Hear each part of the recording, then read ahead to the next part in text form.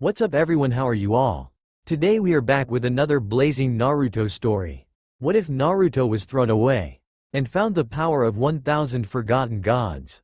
If you enjoy, then please like, share and do comments, and also check the description box to original creator of this beautiful creation. It was a dark place. A lonely place. One would think that they would be driven to madness if one had to stay here for an extended amount of time. He could not remember his own name, being stuck in this place for so long. This was what he termed the void. Total and utter darkness. He felt as if he floated on air, and not can see the back of his hand touching his nose. Years could not be counted in this god-forsaken place, as time had no meaning. Why was he here? How long? Who cares? All he cared about was getting out. It was all he thought about. Now, after what seemed like eternity, his dream came true. The first thing he felt was the whooshing of what felt like air as he was propelled forward. The speed at which this occurred was phenomenal, the speed of light. Then darkness once again as his senses darkened, being swallowed into the air, and his mind blurring as what seemed like eternal sleep encompassed him. But yet again, he awoke. But this time he could feel, he could smell. His eyes still shut, his hands felt the grass underneath his fingers, his nose could smell the sweet and somehow putrid essence that was the air. His eyes opened, and the first thing he saw was stars, bright stars in the sky. He stood up on shaking legs as he once again smelt the air, saw the trees and felt the ground beneath his feet. He felt something slide down the side of his face, and when he touched it he realized it was tears. He looked up and a feeling rose in his chest, building up until it came bursting out of his mouth. It was laughter, he realized. His chest heaved back and forth as the sound continued to come out of his mouth. He fell over from it, not being able to breathe. He willed himself to stop as he once again stood up. He started walking, neither caring what direction nor where he was going, just walking for the sake of walking. He then came upon a pool of water shaped in a crescent. He subconsciously stared around for any signs of trouble, surprised at himself that he was this wary. As soon as his eyes and ears told him no one was near, he continued towards the pool and looked down to see a face he had not seen for a very long time. Yellowed hair, bright as sunshine, and the bluest of sapphires. His mind brought a name to that face, Naruto. He smiled. Naruto. That was his name. Naruto, Naruto, Naruto. What a wonderful name. But then his mind brought up more names to accompany it. The hero, the protector. The butcher, the ripper of souls, human lightning, the demon. The lover, the luster, breaker of hearts. He smiled. These were his names, Naruto above the rest, and the others that followed. He then fell to his knees and started drinking. After his drink he fell back down on the soft grass of this beautiful place, surrounded by trees and stars. His eyes closed again as he, now after a long time, fell eagerly into blissful sleep. Something was shining on his lids, trying to invade the sanctuary that was his eyes. He could feel it covering his entire body, and he leapt up in a start. He looked around to see nobody around him, only the trees brighter and the water shining. What was that? Why was everything so bright? He looked up to see the source of his questions. A bright circle that hurt his eyes to stare. The sun, that was what he was looking at. After so long in the darkness, the sun was an alien invading his senses with invisible pricks. But he loved it. He loved the feel of warmth on his skin and the feel of calm. Instead of words, images now flashed into his mind. A smooth and thin leg sliding over his thigh.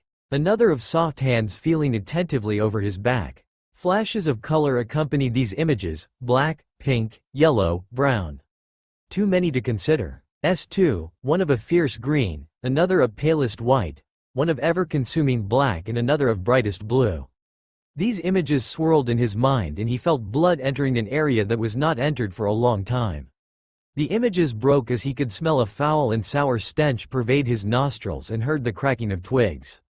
Out from the trees came a group of ragged men, as filthy as could be. Well, what do we have here, boys? Fresh meat for the picking. The others laughed as the biggest and tallest one spoke. They all carried varying weapons: spears, throwing axes, short swords, cleavers and wooden round shields. Naruto narrowed his eyes as a word entered his mind. Bandits. The leader started to speak again, but he did not understand what he was saying. His body unconsciously stepped into a stance as the men moved to surround him. He knew that despite the fact he could not understand what they were saying, he knew their purpose. to play with him and eventually kill him. He realized that if he was in that group that this was what he would have done. This feeling surprised and shamed him. Who was he to think like this? This shame also dawned that he was not normally this way and that somehow he had changed. "Well, lad, you up for a challenge?" The others laughed as the leader taunted the man. But the leader knew better. That stance was of one he had never seen before, and despite the nakedness this did not achieve to belittle him. His body extremely well toned, his legs like tree trunks. His arms bulged with muscle and his S showed the battle readiness of a 30-year veteran. Himself being a foot soldier for the dead King Tyrrhena's Menethil II, he knew warriors when he saw them. "Hey Cain, can I be the one to kill him? Can I?" shouted one of the bandits. The leader, now known as Cain, saw the man, and replied, "You idiot Breen, of course you can." Breen whooped happily as he ran towards the man. Breen was a bandit for 5 years and knew how to fight. His boiled leather breastplate had saved his neck quite a few times and he was quick on his feet. He carried a spear and 2 short swords, not bothering to take up a shield, too cumbersome, he says. His spear in his hands, he leapt towards Naruto, starting the fight with a hard jab to his gut. Naruto spun around the spear and with inhuman speed grabbed the handle and ripped it out of Breen's hands. Breen yelled in surprise and jumped back to safety. Naruto held the spear up to his S, examining the weapon both out of curiosity and subconsciously measuring the weight, length and toughness of the weapon. Satisfied, he moved the spear in a jabbing fashion as Breen had done moments before. The bandits looked in surprise. What a man to be able to rip the weapon out Breen's hands.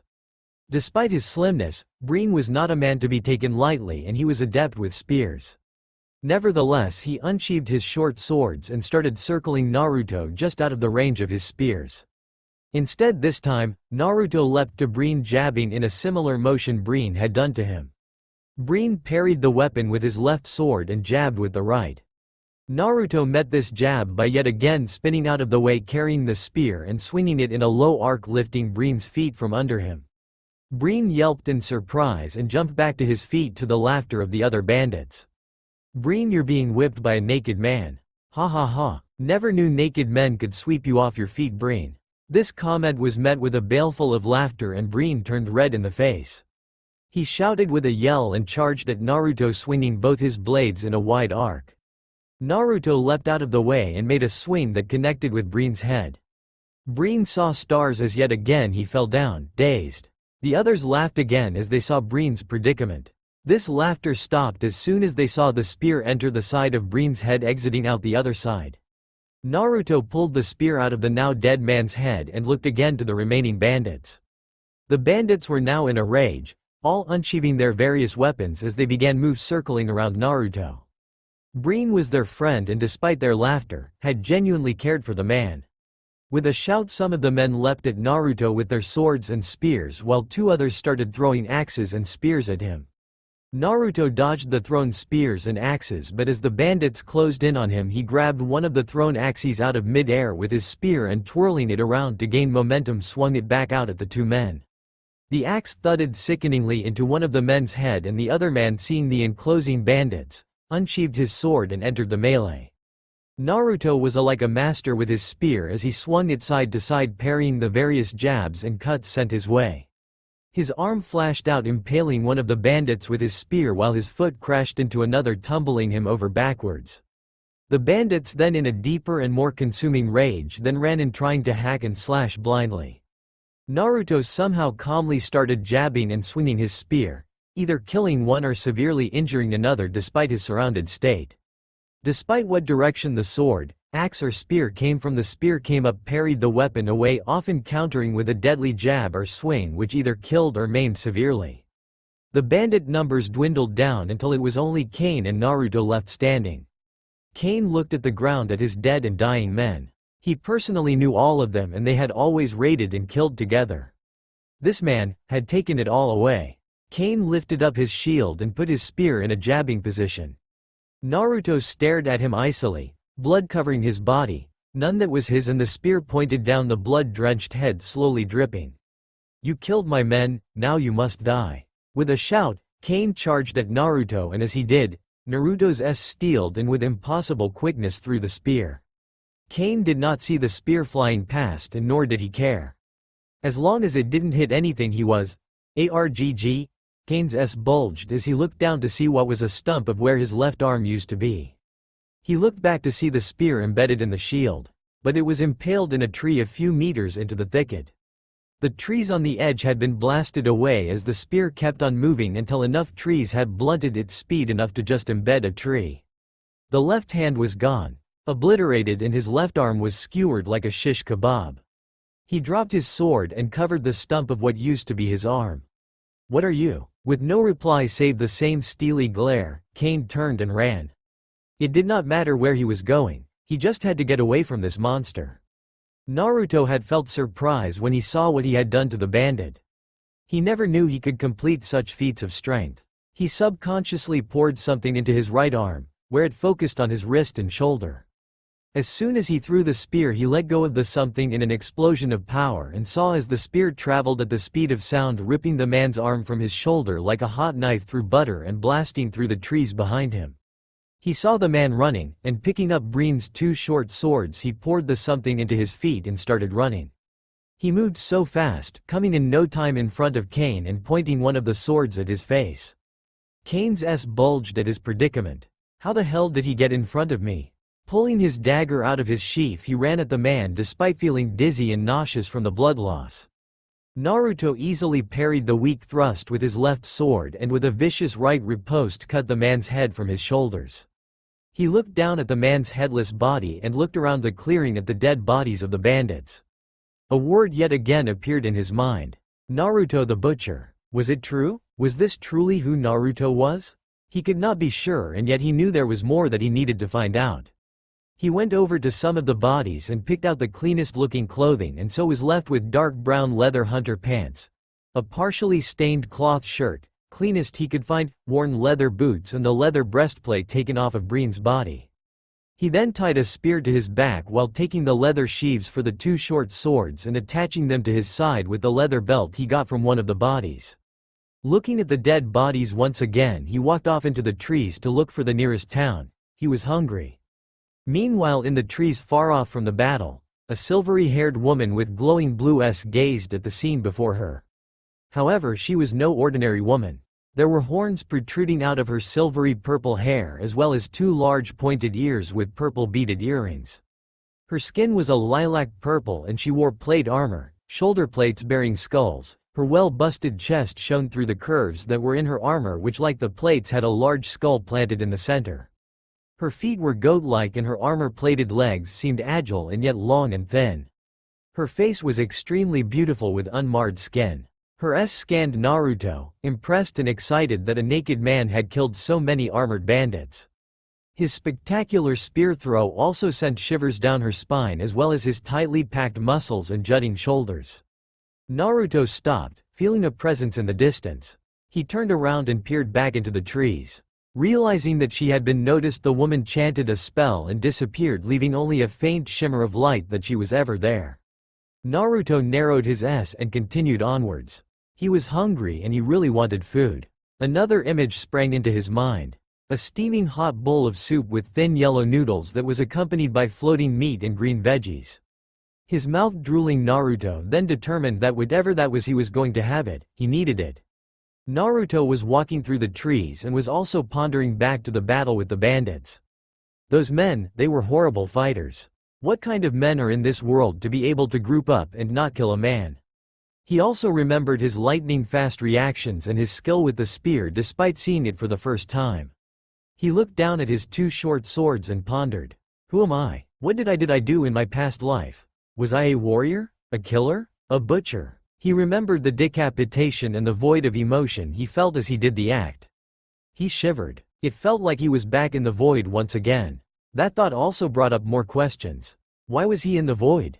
Who put him there? Does it matter now? He realized he was not going to get any answers on his own and knew that he must move on and seek help to find his answers. But where? How? The bandits spoke in an alien language and he did not understand a word of it. Naruto shook his head as all these different questions started to make his head spin. His stomach growled and he yet again realized, I need some food, now. As he continued to walk, a faint smell invaded his nostrils. Food. He followed the source of the smell to a small town. He looked at the buildings. Brick for layering and well built, perhaps 20 years ago. All he saw now were abandoned buildings and broken down buildings. There were scorch marks here and there and the ground was purple with disease and putrefaction. But the smell of food was coming from this town, and despite the fell looks about it, Naruto wanted to check it out. As he started walking towards the town, his ears picked up a sound. Shweesh, his S bulged as his head automatically pulled to the side, barely dodging the arrow that was aimed at his head. He didn't see it coming. If it wasn't for his hearing and the feathers on knock of the arrow, it may have indeed killed him. He looked back at the arrow. It had a strange design. He picked it up to see a barbed arrowhead, but so thin and fragile looking. His mind raced yet again as he started to examine the weapon. The shaft was made of a tough wood made for long use and reuse. The knock at the end had raven feathers attached. Strange, he thought. Raven feathers are usually too thick to use as arrow knocks. It pulls down on the arrow too much, making the distance of the shot too shallow and hence ineffective. There was more to this arrow than they could see. As he looked at the trajectory, he saw that it was shot from the town, hence perhaps 500 meters. His S narrowed. The bowman must be extremely skilled to have shot at his head with such an arrow at 500 meters. As he continued to stare, he saw 6 armored men appearing from the shadows of the building. His S bulged for a second time. They all looked different. 2 of them were men, but the others. 2 were tall purple men with green hair, and the 2 remaining were small, extremely stocky men with huge beards. Naruto's S narrowed again. They were warriors. The men wore plate armor that covered their entire bodies with a helm that covered the entirety of their faces. They held steel swords and large shields emblazoned with the head of a lion. The small men favored extremely bulky armor as well as double-headed and single-headed axes. The purple men did not wear armor but clothing of various greens and purples. Some carried staffs but others wore no kind at all. It seemed they did not need them, judging from their size and weight. Brandon had a bad feeling about this yellow-haired man. He had never seen him before and he looked like a bandit. His clothes said as much. But he was alone. No bandit was crazy enough to travel alone in this place, and Trey had shot him with her Druog arrow. Those arrows were so hard to see and silent that if unaware most men would die. But this man had dodged it without knowing it was there. He was a strange entity, and Brandon was going to figure out who he was and what he is doing here. Stranger, what are you doing out in this part of the land? Brandon waited for him to respond, only to see the man stare blankly back at him. Perhaps he was possessed? Only to follow blindly what his master orders him. The others bristled in agitation as the man continued to stare at them, getting shivers from the looks they received. What the hell is he saying? Thought Naruto as he stared blankly back at the warriors. He looked at them and saw movement behind one of the shadows of the houses. Ah, there is the archer. If this turns out into a fight, then he had to kill her first. As that thought entered his mind, he remembered the void. No, I don't want to fight. Not anymore. Not if it reminds him of the void. Naruto put up his hands in a sign of peace. The others raised their weapons a bit at the movement. He pulled his right arm down and encircled his stomach while with his left hand pointing at his S. Is this a trick? Thought Brandon. The signs he was making were obvious, but why not say them out loud? Perhaps he was a foreigner from different lands and he did not know our language. Or perhaps he was possessed and lost the ability to speak. Although he was not particularly knowledgeable in works of magic, his father always said, if you don't know who a man is or if he seems strange, leave him alone or kill the miserable whoreson. A sweat drop appeared on the back of Brandon's head as he thought, not very sound advice. He looked at Illidan, the night elf mage, and asked him, do you think he is possessed? Illidan stared at Naruto long and hard and sent magic tendrils towards him to scope a magical field or enchantment. No, he is not possessed. Maybe he's just a stranger from another land? What's your name? Brandon called out. He had to know something about this man. Naruto looked at him blankly and motioned with his arms again, this time at his mouth and head while crossing his head from side to side. They all understood then. Brandon then dropped his shield and pointed at his sword. He then made a motion to put the sword down. Naruto, understanding, unsheathed both his short swords and threw them on the ground, and he got the spear off his back, throwing it next to the swords. The others visibly calmed down and also dropped their weapons. Naruto walked towards them and pointed at his stomach again, and this time they all heard his stomach growling. They all started to laugh as their nervousness left their bodies and they relaxed. This man did not seem like a bad man. Just a hungry man. Just then Trey came out of the shadow and stared down at the group. Naruto looked up at the archer. His eyes widened again. That woman was gorgeous. Her skin a light purple while her hair was a dark lilac. Her revealing armor left little to imagine as her large breasts and long legs were in visible sight. She wore silver shining armor that only covered her chest, barely, as well as short leggings that covered her mid-thigh. She wore full calf greaves and wore gladiator shoes. Her bow was huge, almost covering the length of her body, and it was a sight to behold. Carved intricately with waving patterns, it glowed in the light. She was wary of him. Not a bad idea, he thought. The man that spoke came up to Naruto and pointed at his stomach. Naruto nodded very fast and rubbed his stomach for emphasis. The others laughed again and they headed towards the town. The sight was bleak as Naruto saw refugees huddling amongst themselves around little fires and cooking whatever they could. Some had rabbits while others had venison and other types of wild meat. Naruto, looking at all the meat, started drooling at his mouth, realizing he had not eaten any real food since dropping into this world. Brandon tapped his shoulder and waved his hand to where the warriors were sitting down around a well-lit fire with a large deer roasting over in a spit. Naruto eagerly sat down and waited for the meat to cook. The others stared at him as he looked longingly at the meat. Illidan, the night elf mage from before, sat next to Brandon and whispered in his ear. "What do you think this bandit's purpose is here?" Brandon did not automatically reply as he continued to stare at Naruto. "I'm not totally sure, but I am not even sure he is a bandit. The way he moves is too lithe and silent to be a rugged and heavy-footed bandit. The fact that he does not even know common does raise some questions though. What is he doing here? What is his purpose? I guess we will have to see and find out." As the venison was completely cooked, Naruto was given a lark steak and he dug into it greedily, not using the forks and knives laid beside him. The others looked in amazement as he devoured the meat in a few seconds flat. He looked towards Brandon with a pleading look and despite his suspicion of Naruto gave him another steak. After 4 to 5 steaks, Naruto laid back supporting his cauldron-like belly. The dwarves could not hold it in anymore and started laughing. That Melvin. That laddie eye those steaks like a dwarf. The dwarf now known as Melvin laughed even harder at the joke. "I think ya rig, Kelvin. He do eat like a dwarf." They then started laughing again as they looked merrily at Naruto's disposition. Naruto looked at the dwarves in confusion, wondering what they were laughing at, until finally giving up and falling down onto the ground. The second human soldier then appeared and sat down heavily next to Brandon. "He say anything, Brandon?" the man inquired. Brandon looked at the man and back at Naruto.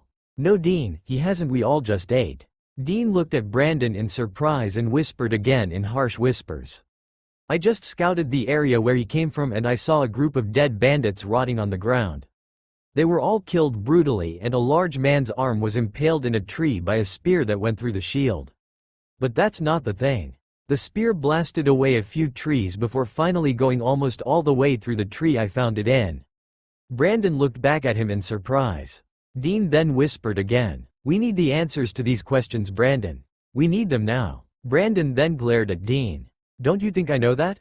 How the hell do you think I'm going to get them, huh? He can't speak our language." Dean then stared at Brandon. "How do you know he can't speak our language? Maybe he is just lying to protect his neck? You ever think of that?" Brandon looked at Dean in shock. He didn't. He looked back at Naruto, who was happily dozing on the grass near the fire. Dean was right. We did need those answers. Brandon motioned for Melvin and Kelvin to approach as well as Illidan. He then stood up and walked over to where Naruto was dozing. Brandon bent down and prodded Naruto with his finger. Naruto's eyes shot open and he stood up away from Brandon and the others in a flash. The others were shocked at the speed in the movement and Brandon managed to fall on his bum from surprise for it. Naruto's heart was beating like fast-tempo drum as he realized who woke him. He had never been so surprised before and he sat down from the adrenaline rush. Brandon then stood up and walked over to him. He looked at Naruto and pointed at himself, said something. Brandon repeated the words and repeatedly pointed at himself. Naruto realized that he was saying his name. He rolled the words around on his tongue. Bridge. And. Don. Brandon's S bulged as Naruto stated his name only after he repeated them a few times. Brandon then pointed at Kelvin, Melvin and Aliden and also stated their names. Naruto repeated them, albeit a bit slowly.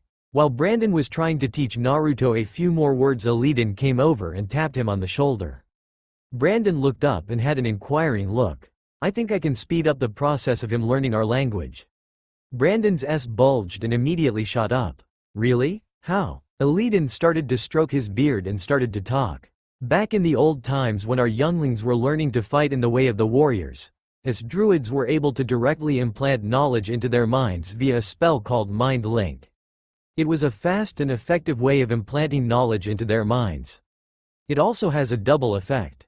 I can also read what is in his mind as well. Brandon's eyes bulged in surprise. Well, what are you waiting for? Hurry up and do it. Aliden nodded and walked over to Naruto. He motioned that he was going to put his hands on Naruto's head, and once knowing what he was about to do, Naruto nodded and lowered his head. Aliden then spoke the incantations and put his hands on Naruto's head. Images flashed into Aliden's mind as he also sent the words of language into Naruto's. Human, orc, gnomish, night elf, all the languages and known history of these races were implanted into Naruto's mind, and in return images of Naruto's days in this world and his time in the void were known to Aliden.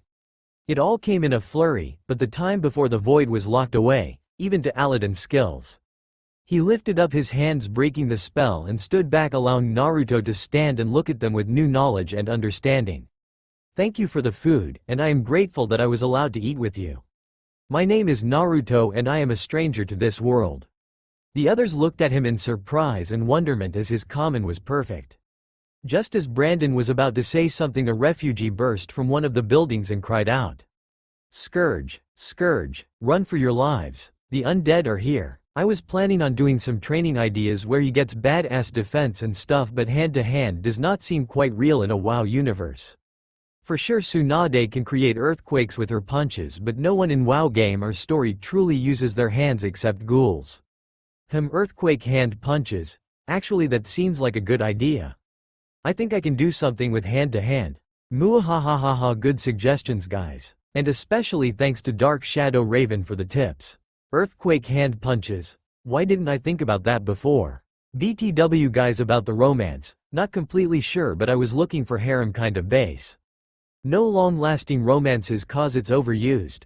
I think I'm going to go with a wham bam thank you ma'am approach. Well, good reading guys. Chapter 3 of Yellow Lost.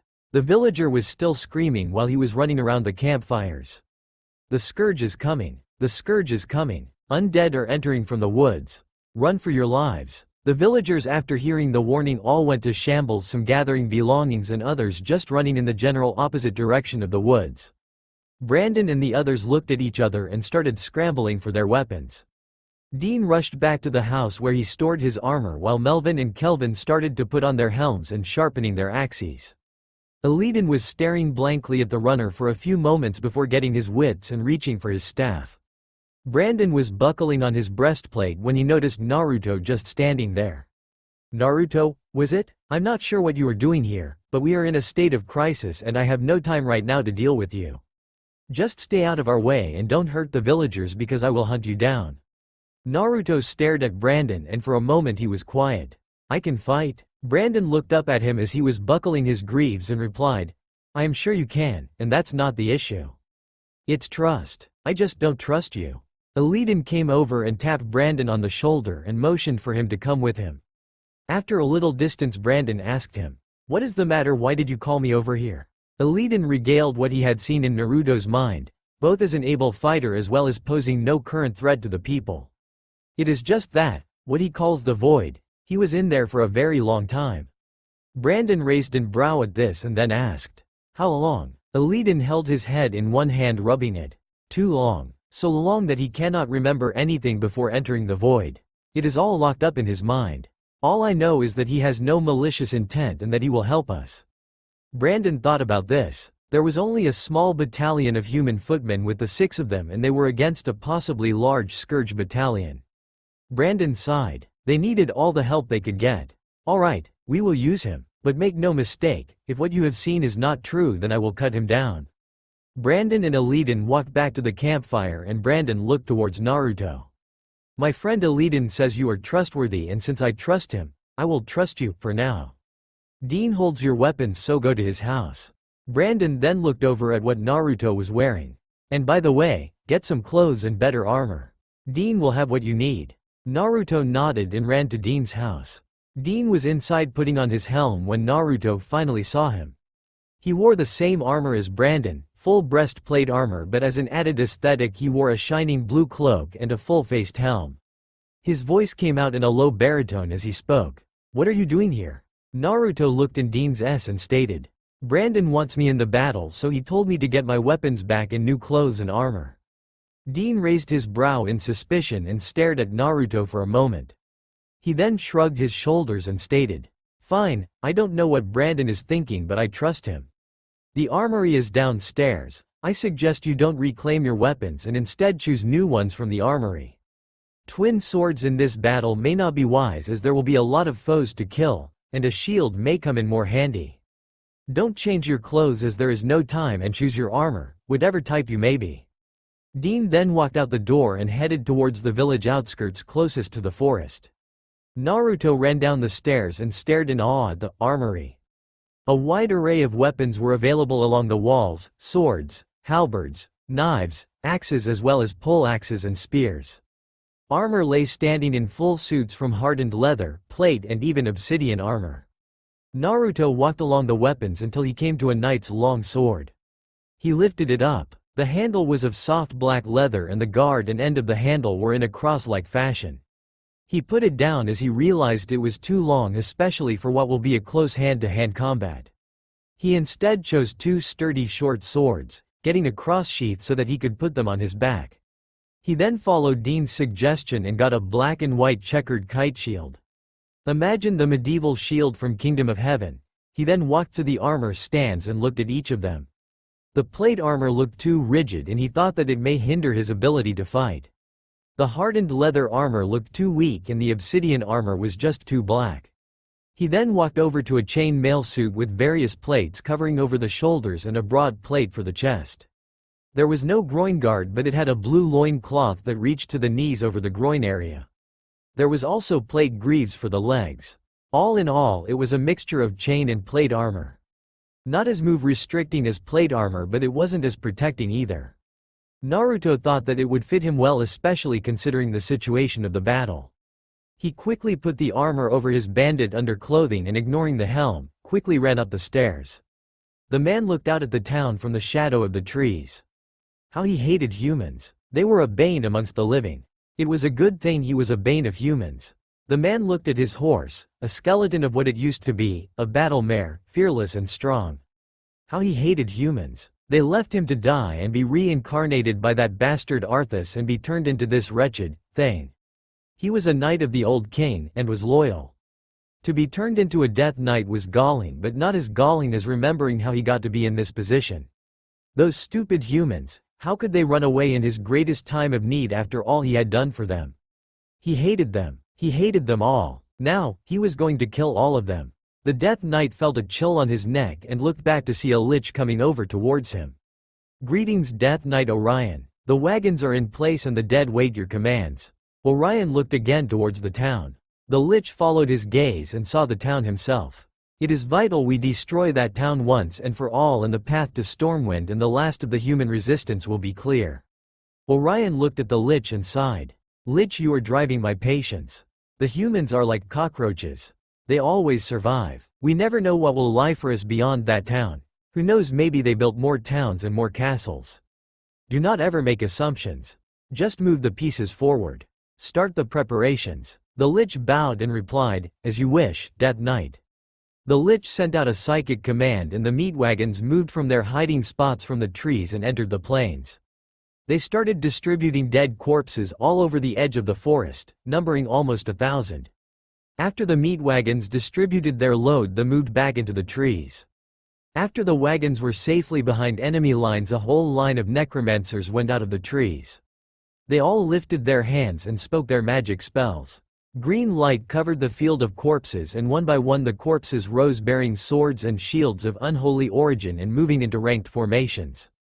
The necromancers then moved aside as 50 abominations came from the trees and moved in front of the corpse army.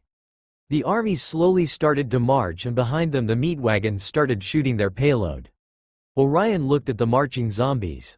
It begins. Naruto met up with Dean, Brandon and the dwarves Melvin and Kelvin as they were moving through the last of the buildings before the edge of town.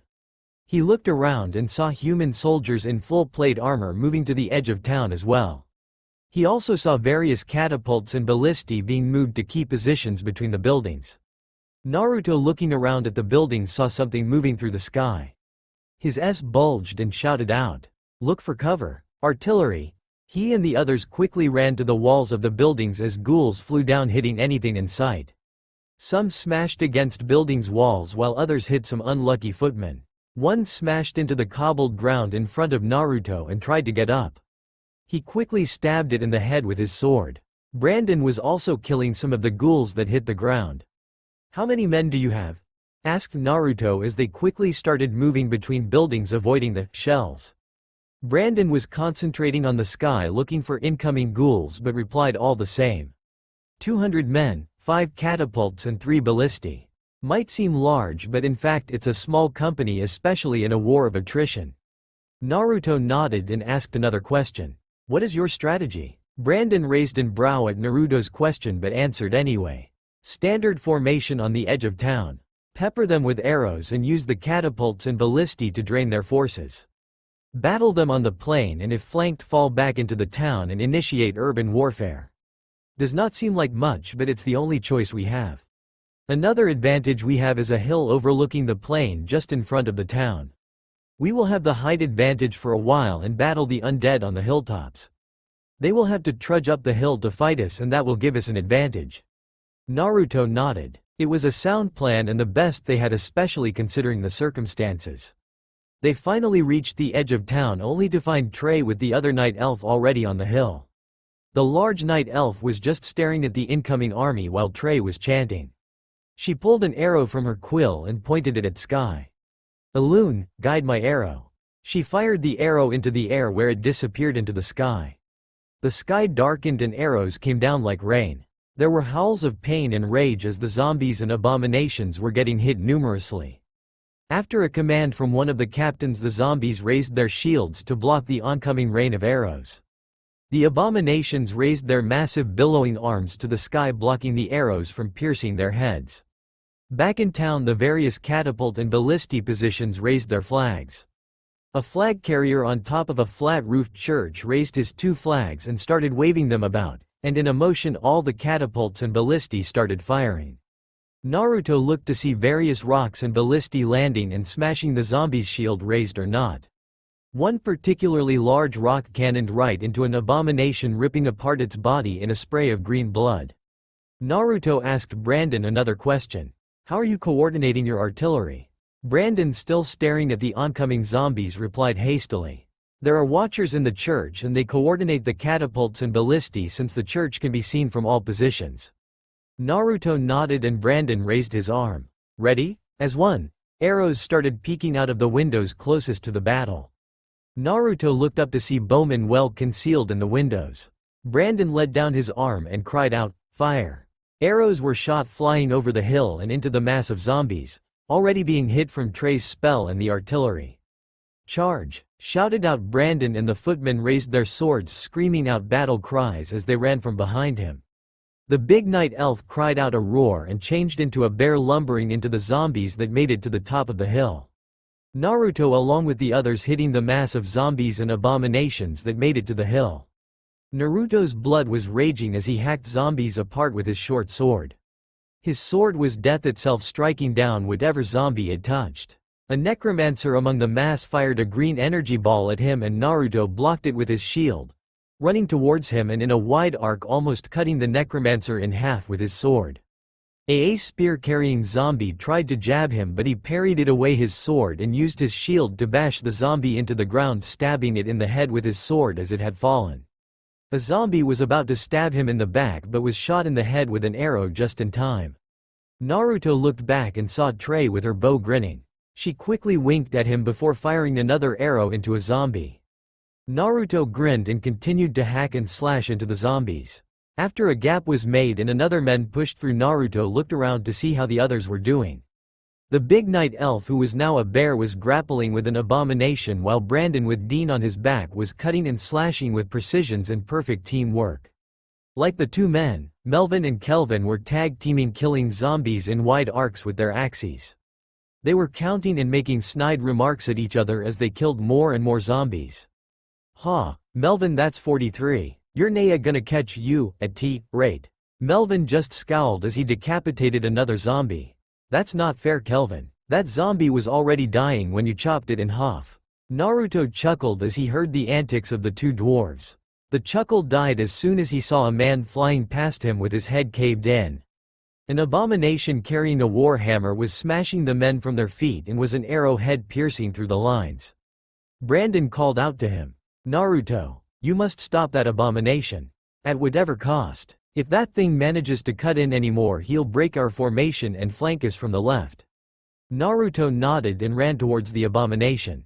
The thing saw him coming and swung his warhammer in a wide arc to gain the maximum momentum for the strike. Naruto ducked just in time to see it smash the man behind him, literally breaking that man into pieces. Naruto swung his sword in a low arc, cut the belly of the abomination. It howled in rage and brought the hammer down on Naruto. Naruto raised his shield to feel the hammer smash through the shield and throw Naruto a good 5 meters. Naruto screamed out in pain as he looked at the broken thing that was his arm. His fingers were either crooked or out of place and his elbow was completely smashed. He looked in surprise to see the fingers pulling themselves back into the right position and the elbow reconnect itself. It was an extremely painful process, but all Naruto could do was look in shock as his left arm became normal again right before his S. He moved his fingers. Although still extremely painful, the fingers were in the right position and he felt that he could hold his other sword. He unsheathed it from his back and rose looking at the abomination. The abomination's face was blank as it charged at Naruto again, his hammer raised up high. Naruto swung out of the way just as the hammer smashed into the ground right where he was standing. Naruto poured that mysterious energy into his feet and dashed at the abomination. It could only look in surprise as Naruto swung low and to the side of the abomination's side, swinging a lightning-fast riposte that cut off its right hand at the wrist. The abomination screamed out in pain and rage, effectively dropping its warhammer. Naruto then jumped on its back, stabbing at it constantly, only to narrowly get cut on the cheek by a third arm that was apparently on top of the abomination's shoulder. As Naruto jumped off the abomination's back, he glared at the third arm that was apparently holding onto a butcher's cleaver.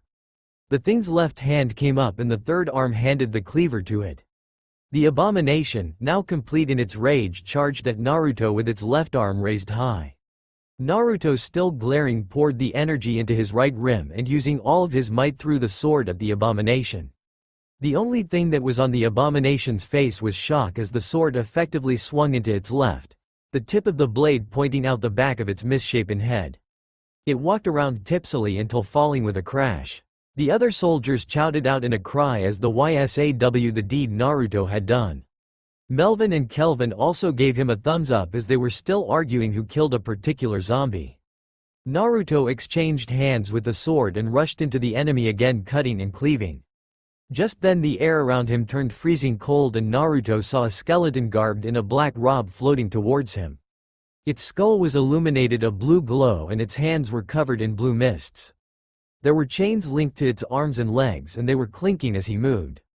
The skeleton stopped a few meters in front of Naruto and continued to hover. "Human, you are causing us a lot of pain killing the captain of our abominations. I feel it is my duty to destroy you for all the trouble you are causing us." The lich pointed its hand at Naruto and ice shards materialized in the air and were shot towards him. Naruto's S bulged as he just got out of the way of the majority, unable to dodge a shard as it embedded itself into his arm. Naruto cursed and pulled it out, throwing it away. The lich, surprised at the speed in which he moved, raised both its arms and started chanting. Naruto, not about to give him the chance of firing ice at him again, quickly poured energy into his legs and dashed at the lich. The lich fired a shot of blue energy, *1, at Naruto, who narrowly dodged it to see it turn the ground behind him into ice. It constantly fired the energy bolts, but Naruto continued to dodge the bolts as he got closer and closer to the lich. Naruto jumped up in the air and the lich fired a last shot which grazed his left shoulder, turning a part of it into ice. Ignoring the pain, Naruto poured all the energy he could into his right arm and swung down as hard as he could at the lich. The lich stood there and for a moment it seemed as if nothing had happened. It then looked down at Naruto who was at his feet. Impossible. The lich's blue aura had faded as a line appeared on the middle of its skull. The skeleton fell down in pieces as it was literally cut in half. Naruto stood up and looked down at the body of the lich. The sword in his hand was blue and covered in ice. Cracks appeared on the blade and it broke into 1,000 pieces, leaving only the hilt. Asterisk 2. Brandon towards Naruto and grabbed his shoulder. Naruto, we are falling back. The right flank has folded and we have to retreat into town and create defenses near the tower. Naruto nodded and headed towards the abomination, trying to pull his sword out of his head. However, the sword was stuck stiff, and seeing the zombies rushing towards him, Naruto grabbed the abomination's warhammer and ran back towards the town. Naruto, his left arm still frozen, contemplated breaking it off at the shoulder and seeing if it would grow back, but realized that he should not risk it. Maybe one of the healers could heal the frost? Naruto thought about this as he dragged the warhammer on the ground behind him as he ran. He heard cries on the left flank and saw that a few men were surrounded and cut off from the main group. Without thinking, Naruto started to run in that direction. His mind was working furiously on how he would be able to help them without his left arm. Just then an image appeared in his mind. One of a beautiful blonde woman, with overly large breasts, talking to him about medical jutsu. Remember Naruto, with cuts and bruises you can use asterisk and caret to heal them by focusing it through your caret and caret $$ in a broad spectrum so that it encompasses your hand. That's how medic asterisk heal people. By allowing the caret and $% to mold in your hand but not actually focusing it into a fine point, it actually allows the damaged skin, muscle and bone to use the $$ to its own purpose, healing it. A tear ran down his. He knew and truly cherished this woman. But why could he not remember her name? His anger rising, he shouted out a battle cry and pouring the essence into his right arm swung the war hammer in a wide arc, literally smashing sword, shield and bone of the undead that were in its radius. Due to no one being around him and the wide arc of the hammer, he was able to swing it in the manner that made the hammer so effective. In minutes he reached the soldiers, who linked their shields in a porcupine position, the men with spears holding the zombies at bay while the men who held swords hacked and slashed the zombies that got too close. They were pinned down and needed help. Naruto dispatched the last of the zombies in his path before crying out, "Let me in." The soldiers quickly created a hole and Naruto was just able to get in before the zombies again clashed against spears and shields. Naruto removed his left shoulder plate and, remembering the words of the blonde woman, he focused essence into his right hand, allowing it broaden and be in every edge of his hand. He then put it over his left shoulder and allowed the essence to flow into his arm, melting away and replacing all the dead and dying tissue, bone and muscle. It was not a painful process and in fact was a bit warm. The other soldiers watched in amazement as the frostbite was gone and the arm looked normal again. Naruto looked around at the soldiers and finally said, "Anyone hurt?" The situation looked grim as the men looked tired and the zombies were pounding against the shields. Naruto helped as many men as he could, but he could not think of a method in which to bring these men to safety. And then, just like a call from heaven, arrows started flying past them, plunging into the heads of many of the undead. Naruto and the men looked to see Trey firing arrow after arrow in rapid succession into the undead soldiers. Trey saw the horrible situation Naruto and the men were in and she recalled the stupid act Naruto did when he ran to the men. What was he thinking carrying that large warhammer into the group of tightly packed soldiers? She just shook her head as she notched another arrow to her bow. She started chanting and her words flowed along the arrow, turning the tip into a bright red. She fired and like a gunshot the arrow flew, creating a large explosion once it hit the closest zombie. As the men looked in awe, Naruto saw the opening it created and cried out, "Men! To the town!" The soldiers shouted out a cry and started running towards town, breaking formation.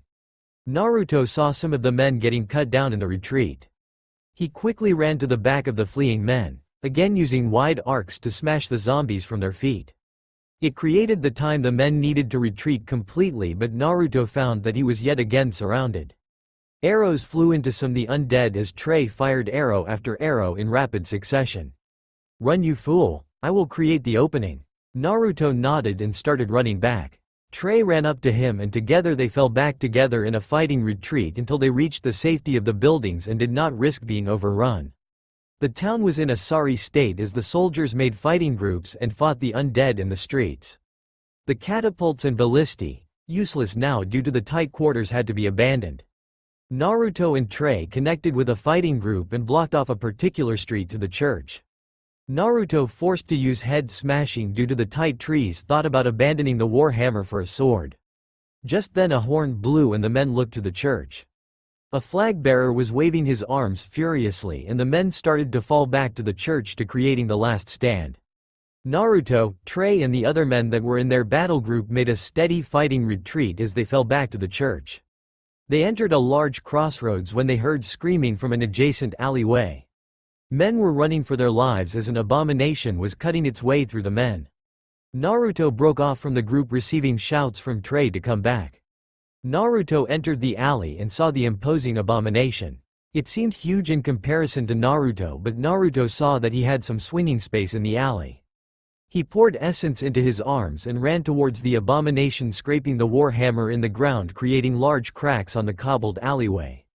The abomination roared and made a wide swing trying to decapitate him, but Naruto just ducked under the attack and, crashing his essence-reinforced leg into the ground to act as an anchor, brought the full weight of the hammer upwards in the abomination.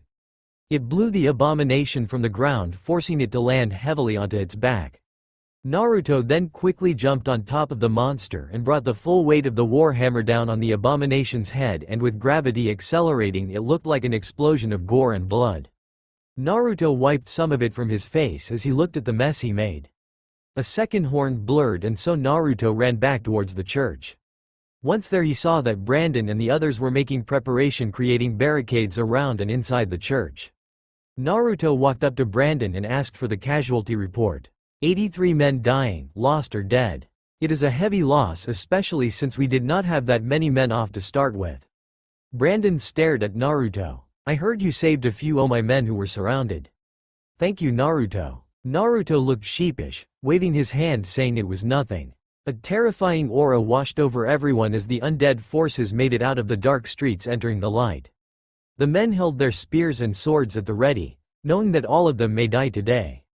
Then, heavy footsteps were heard as Orion stepped out into the light. He blocked the sunlight from his S as he glared up at the sun. He raised his hands to the sky and chanted dark words. Dark storm clouds appeared out of the nowhere and blotted out the sun, creating torrential rain and lightning. Thunder could be heard in the background as the men shivered, both from the terror and the rainfall. Brandon and the others were like statues, showing that the rain and terror had no effect on them. This created morale amongst the soldiers and they raised their swords and spears just a little higher. Then Orion laughed, a terrible sound full of bitterness and anguish. He looked at the soldiers. You pitiful humans, you who defend this hovel, think you have a chance? Just because you have a few weak heroes with you? Orion laughed again as he let the words sink into the men. You will die here, all horrible and painful deaths. Then you will arise again to fight for me. He then laughed again as the dead and missing soldiers appeared from shadows, all holding their various weapons with pale white S. A few of the men started sobbing.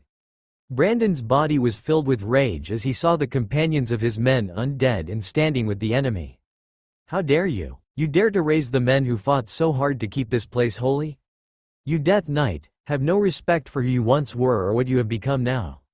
I pity you that you so feel that you must raise the dead soldiers to fight, because oh so obviously, your corpses are too weak to fight for you. Oren's S turned cold and he stared back at Brandon. You human, will be die by my hand, and the pain that you will feel as you die will be excruciating. From an unspoken command, the undead corpses and soldiers ran at the barricades, attempting to snuff the light out of the remaining men. The soldiers cried out in anguish as they stabbed and hacked at the men who were their companions and mates. Some could not and were torn apart unforgivingly. Naruto held his own, swinging his hammer, smashing undead soldiers and corpses alike with unrelenting power. Trey was shooting arrows into the horde numerously while the bear was ripping apart the undead with animalistic rage. Elidin chanted spells of empowerment to the men who became moralized and had increased strength and dexterity while Kelvin and Melvin were silent as they swung their axes and into the horde of undead soldiers. Brandon and Dean were yet again fighting side by side as the horde rushed in to kill them. Orion walked calmly and silently towards the duo, stabbing his runed blade into the soldiers effectively and without any wasted movement. Dean saw him coming first and rushed up to take him on. Dean brought his sword up and swung it down on Orion's head. The Death Knight blocked it effortlessly and swung a wickedly fast riposte that opened up Dean's thigh. Dean cried out in pain and was forced to his knees. "Dean, no!" cried out Brandon as he tried to get to him, cutting down as many undead as he could. Dean held up his sword to try and swing it, but Orion just grabbed the sword by the blade and ripped it out of his grip, flinging it away. He then put both his hands on Dean's head and everyone looked in horror as Dean's life force was literally sucked out of him, turning his flesh to bone and bone to ash. What was left of Dean's body was blown away by the wind and Orion laughed out loud. "Your death, human, will be oh so much more painful."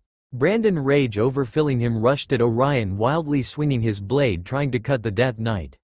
Orion continued to laugh as he easily dodged or blocked the wild swings Brandon had made. Every time Orion parried, he countered with a slash or a cut that was deep enough to be felt, but no deep enough to hurt or seriously maim. A cut on his brow, a slash on his arm or leg. Orion continued to laugh as he played with Brandon. Brandon, dizzy from blood loss, made another wild swing which Orion ducked under. "Goodbye, human." The Death Knight's blade turned black as unholy energies rushed through it. He swung the sword at Brandon's blade and it turned black as it cracked and decayed. Brandon held his hand as the decay burned the flesh. Orion held up his sword for the final swing. Orion felt the wind smash out of him as he was punched away by what seemed like a battering ram. He crashed into the wall and was dazed as he saw a blonde-haired man standing in front of Brandon. Orion pulled himself from the rubble and glared at him. "You human got in the way of my prey. I will do to you what I did to his companion." Naruto just continued to stare at him. Angered by the lack of response, he rushed to Naruto, going in for a belly stab. Naruto swung out of the way and swung the warhammer in a low arc aimed at the Death Knight's thigh. The Death Knight parried with his blackened sword, hoping to see it turn to dust. When it didn't, Orion jumped back in surprise. He stared at the hammer and realized it was the captain's. "Ah, I see. You are the one who killed the captain of my abominations. I need to take special care with you." Just then a heavy aura of terror filled the air as a terror aura surrounded Orion. Naruto narrowed his S and went in, swinging his hammer, reinforcing it with his essence. Orion blocked the swing, getting pushed back by the blow. Gritting his teeth, he poured more mana into his terror aura, causing Naruto to flinch. It was all he needed. He sent a lightning riposte that dug into Naruto's right arm. Naruto cried out in pain and jumped back. The wound started healing itself and Orion looked in surprise.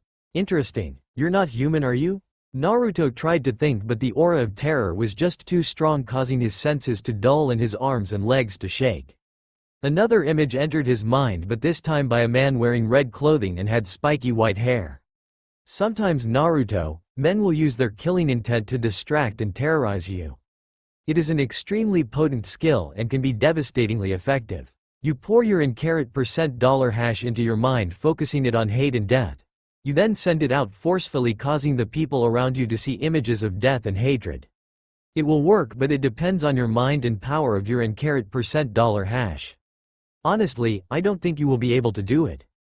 Being the idiot that you are. First getting angry at the man's words, Naruto clenched his teeth even harder. He then followed the man's advice, focusing his essence into his mind, particularly around the image of him smashing the Death Knight into mulch. He also focused the essence into anger and hatred, and after pouring as much of it as he can, he released it. Its effects were devastating. The images and killing intent washed over the undead, causing them, even in their decrepit minds, to flee, and even the abominations dropped their cleavers and run. Orion buckled at the knees from the killing intent, his S widening in both horror and shock. "You can create an aura of terror? One that is even more potent than mine? Impossible." Naruto glared at him. "Nothing is impossible, you wretch. Orion's anger overcame the terror and in a roar he started hacking and slashing at Naruto. Naruto, surprised by the ferociousness of the attack, fell back, quickly getting pinned to the wall. His hammer was blocking the black sword, but Orion was steadily winning the battle of strength. You will never overcome me. You will not be able to save these people. You will die and all you will see is my S before I kill all of them. Naruto's mind clicked and he roared out a ferocious cry, his anger and hatred filling his muscles. He steadily pushed forward until the distance was balanced and looked as if the battle of strength was tied. Naruto then focused his essence into his left arm, removing his right from the hammer. The amount of essence he poured into his left arm was substantial to hold the sword at bay, but it was destroying his arm from the pressure and tension. He had to end this now. This time an image came into his mind, but not of a person but of Naruto's S blazed as his essence started pouring into his right hand, forming a torrential swirling ball of energy. Orion's S bulged and he poured all of his might into his sword. Naruto, straining from the pressure and the effort of making the energy ball, almost buckled from the renewed attack. He looked up at Orion, whose S raged at the blade to win through and cut Naruto up. Time to die. Naruto plunged the ball of energy into Orion's gut, the sphere ripping his armor to shreds and entering his body. Nothing happened for a split second before Naruto released the energy and Orion flew in an arc, his body already broken as it hit the ground. Naruto sighed as he got up. Fierce pain raged in his left arm. Naruto looked at it, seeing blood pouring through the pores in his arm. The essence put too much strain on it, causing the blood vessels closest to the skin to rupture. A field medic ran over and started cleaning and bandaging his arm. Thanks to you, sir, it looks like we won today. Naruto looked around to see some of the soldiers killing the remaining undead, but most had fled due to the aura of terror Naruto had unleashed. Men started cheering as the last of undead were killed. Brandon got up from off the ground limping heavily as he walked over to Naruto. Grabbing his arm, he lifted it up high so that the other men could see. A roar of cheering was heard throughout the town as the men had come out victorious. Brandon, still dizzy from the blood loss and weak from the battle, fell down heavily. The medic that was bandaging Naruto quickly kneeled down and started to tend to Brandon's wounds. Brandon looked up at Naruto. Thank you, Naruto. Without you, today may have been an utter defeat. Naruto nodded and sat down next to Brandon. I'm hungry. There was a large feast in the town tavern to honor the victory, and all the men and villagers were drinking merrily and eating. Naruto was in a corner gorging meat when Melvin and Kelvin came over. Naruto awoke with a warm feeling across his body. He opened his S to a shining dawn and felt a presence curled up on his side. Trey's hair fell across Naruto's neck as she hugged him close, her arm and thigh holding him possessively. He smiled and nudged his nose into her hair, smelling violets and a pang of roses. Strange, he thought. After their exertion last night, he thought they would smell slightly different. He shrugged it off and hugged her close, hearing her moan in content. They stayed like this for a few more minutes before Trey opened her S and saw Naruto looking at her. She smiled. Morning, bright S. Naruto smiled back. Morning, sunshine. Trey giggled and snuggled closer, smelling his scent before getting up and putting on her dress. Naruto continued to lie on the ground when he got a nudge from her foot. Naruto raised his brow to see Trey laughing at him. You know, you look almost good enough to eat. Now get up, we have to get back to the church. Naruto groaned and rolled on his side. Do we have to? Trey laughed again as she nudged Naruto again. Yes, we have to. Naruto got dressed and they both started their walk back to the church. I saw your skill with the bow yesterday. I also saw some interesting aspects of your arrows and the skill in which you fired them. Trey laughed again and started slinking around Naruto. Wouldn't you like to know, Mr. Smash everything in his path? Naruto laughed at the commentary and teasing. Well, I was just asking because I did not understand. Why use raven feathers when they are thick? And why are the shafts so thin? Trey lifted a finger to her lips. Trade secret. Naruto pouted but did not inquire further. They got to the church while talking idle chatter to see Brandon on a pedestal talking to the men. Listen up, yesterday was a great victory for Stormwind, and the retaking of the Western Plaguelands incorporated by King Varian Rin himself is fully in action. This was met with a round of cheering as the men raised their swords. This town that was once desolated and in ruins is now in working shape, and we will continue to repopulate and purify the lands so that we could try and rebuild what was once Lordaeron. I thank you men for your efforts, and we will continue to work just as hard and defeat these wretched undead. Brandon's speech was met with applause and the men started to work, building stone walls around the town. Brandon stepped down and walked over to Trey and Naruto. Naruto, good to see you're still here. We could use your help in rebuilding the town. Naruto nodded and Trey smirked. Oh, it's Naruto, now huh? What happened to I don't trust you or stay away? Brandon looked sheepish and started scratching the back of his head. While I err, what are your plans, Naruto? I heard from Illidan that you were from a void or something of the other and that you came here with no memories? Naruto shrugged his shoulders. I'm not sure what I will do yet. I'll first help out the town and then I will figure it out as we move along. Brandon nodded and pointed him to a section of the wall which the men were working on. The men received Naruto with pleasure and looked in awe as he carried large boulders with apparent ease, all due to the reinforcing of his essence. The village girls started following him around to offer Naruto water and bread and strange wine. Naruto tried to escape them with apparent displeasure, all to the laughter of the men around him and the scowling of Trey at the inexcusable actions of peasant girls. Despite the scowling, Naruto met Trey every night in the forest, and the townspeople thought that the forest was haunted due to the apparent screaming and slopping sounds that occurred every night. However, Trey was pleased, and every time the peasant girls chased him around she always thought, I have him every night. Work continued to progress fast, and under 4 months a proper wall with an iron gate was made and the town rebuilt to withstand attack. Naruto had a lot of time to think about his next movements and considered staying with the town and its people. They obviously accepted him and he was happy here, with Trey and the others. Talking philosophy with Kane, drinking with Melvin and Kelvin, discussing history with Illidan, creating strategies with Brandon and romancing with Trey. Life was relatively peaceful despite the uncommon raids by the undead. However, this life was not for him. He wanted adventure and freedom because he felt that he was not ready to be bogged down by town and family just yet. He also needed to find a way to regain his memories before the void. He talked about this with Brandon and despite truly wanting him to stay here, agreed to what he said about leaving. Listen, the next battalion of soldiers and populace is coming in 12 months, while the roads are being secured. If you can, I want you to come back and aid with the next settlement. We could really use your help, Naruto. Naruto nodded and proceeded to tell the others about him leaving.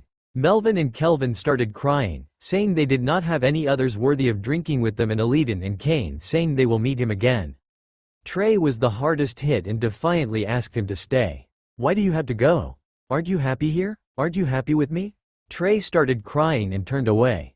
Naruto grabbed her arm and swung her around, pulling her into a searing kiss. It lasted for several moments before they burst apart, breathing for air. Trey, you know you are one of the great loves of my life, but this life is not suited for me. Trey's shoulders sagged as she started weeping into his chest. I need to stay here. Protect the people. Naruto hugged her, holding her tightly. I know. I will return in 12 months. Trey looked up astonished, because she thought that he wouldn't return. Promise? Naruto smiled that sly grin. I promise. The villagers were huddled in the beds, terrified that the ghosts of the forest were coming to attack the town, because that night, as the loudest screaming and slopping they had ever heard. The next morning, as Naruto was saying his goodbyes, Melvin and Kelvin came over carrying a large iron chest. As they opened the box, Naruto's S bulged out of their sockets at what was inside. 2 short swords were in the case, heavily runed and shining like silver. But what was even more amazing was the armor underneath it. It was plate armor, but nothing like he had ever seen before. It had hardened leather as shoulder plates lined with that same shining metal, with a shining gilded breastplate with a symbolic 2 axes in a cross of arms, a sword in the center, and surrounded in a diamond by a bow, arrow, claw and staff at the center. The joints and sides of the armor had boiled and hardened leather and was intricately patterned with runes. There was no groin guard, but instead there was a blue cloth that covered it in a narrow strip that went down to the knees. Trey got a giggle from it and shrugged her brows. The leg guards had a lion emblazoned on each knee, and they too were runed heavily. Naruto looked at Kelvin and Melvin and they puffed out their chests proudly. We made especially for you, laddie. The metal is mithril, strongest you can find, We had ta kill some iron dwarves ta get it. The runes are special protective runes that harden the leather to steel when hit by projectile or any other weapon. It is extremely flexible, so it allows for you to make those swingy moves you like to do so much. The symbol represents all of us and to remind you of us so that you don't forget. Melvin made the swords faux, yeah. Melvin puffed out his chest even more somehow. Aye lad, they made from mithril too. I ruined them myself. They never require sharpening or any other stupid thing like, duh. I mean, who sharpens their weapons these days? Naruto hugged them fiercely and they sputtered at first but then proceeded to hug him back, crying as they did, complaining yet again that they won't be able to drink with anybody anymore. Eliden and Cain came up next and handed him the great hammer. It too had runes on it but in Elvish. Cain and Eliden seemed pleased. Eliden and I ruined this blade along with the others that its wretched master before had emblazoned. Although misguided, the runes were somehow pure and purposeful, allowing the hammer to never crack under any circumstances. Obviously the dark charms and other dark magic was removed and we added our own. Cain handed Naruto the hammer and, expecting it to be heavy, prepared his back and legs. However, he was surprised that it did not weigh a lot but was in fact almost as light as the short swords received from Melvin. His mind was also clearer and his seemed sharper. Eliden smiled. Cain and I added mind-enhancing runes to the hammer. Clearer sight and mind make for extremely dangerous archers, but in this case they would also work for you. Naruto thanked them and they backed away, allowing Brandon through. I was considering giving you a shield, but after all the weapons that the others are giving you, I thought it would just be better to give you this. Brandon gave Naruto leather gloves with shortened finger stubs so that the nails and fingertips can be seen, as well as being plated with mithril metal emblazoned with the emblem of the lion. I asked Melvin and Kelvin for some of their metal and they seemed highly suspicious. But as soon as I said I was giving them to you, they happily agreed. It is flexible and durable. I put hardening spells runes on the inside of the leather so that the metal won't split under any circumstances. It took a long time since the scrolls of runes was old and dusty, but I got it done.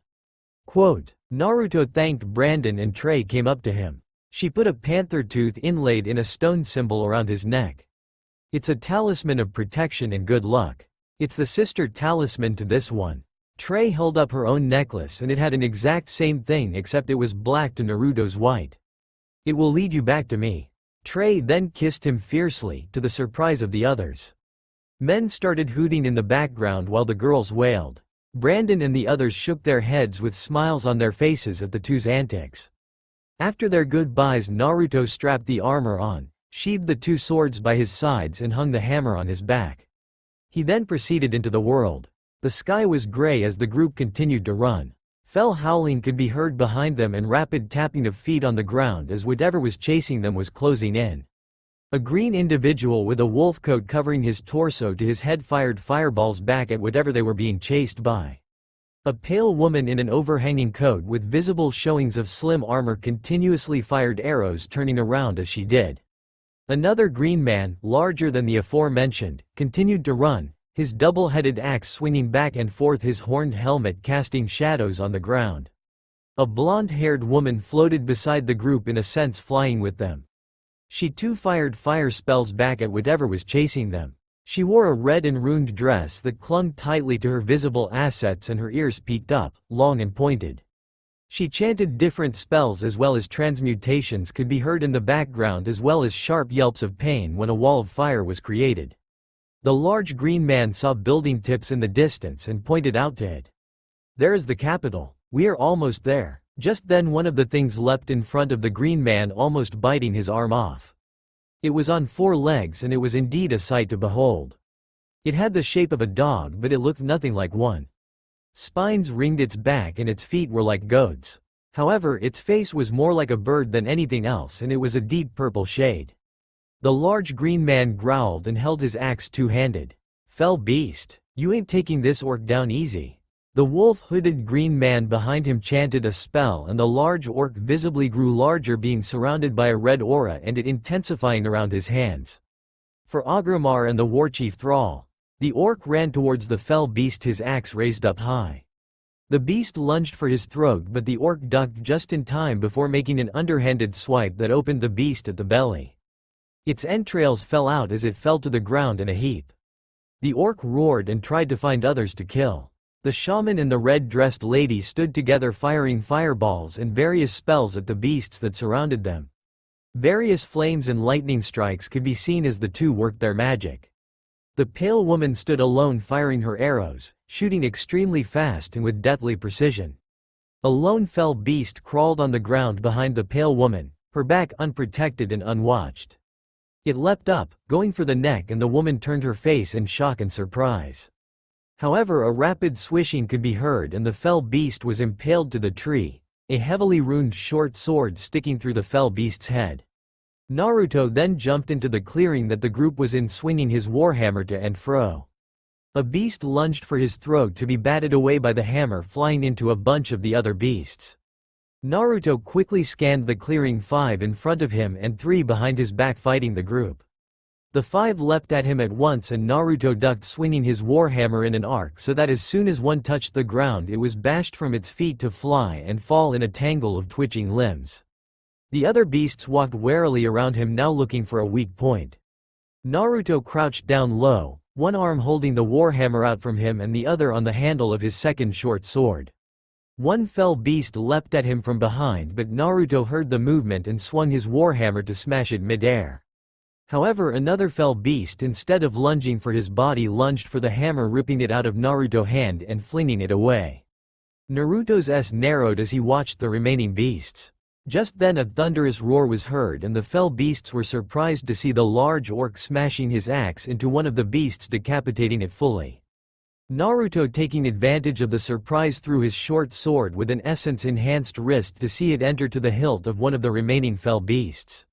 Seeing Naruto without his weapon, the last fell beast lunged at him.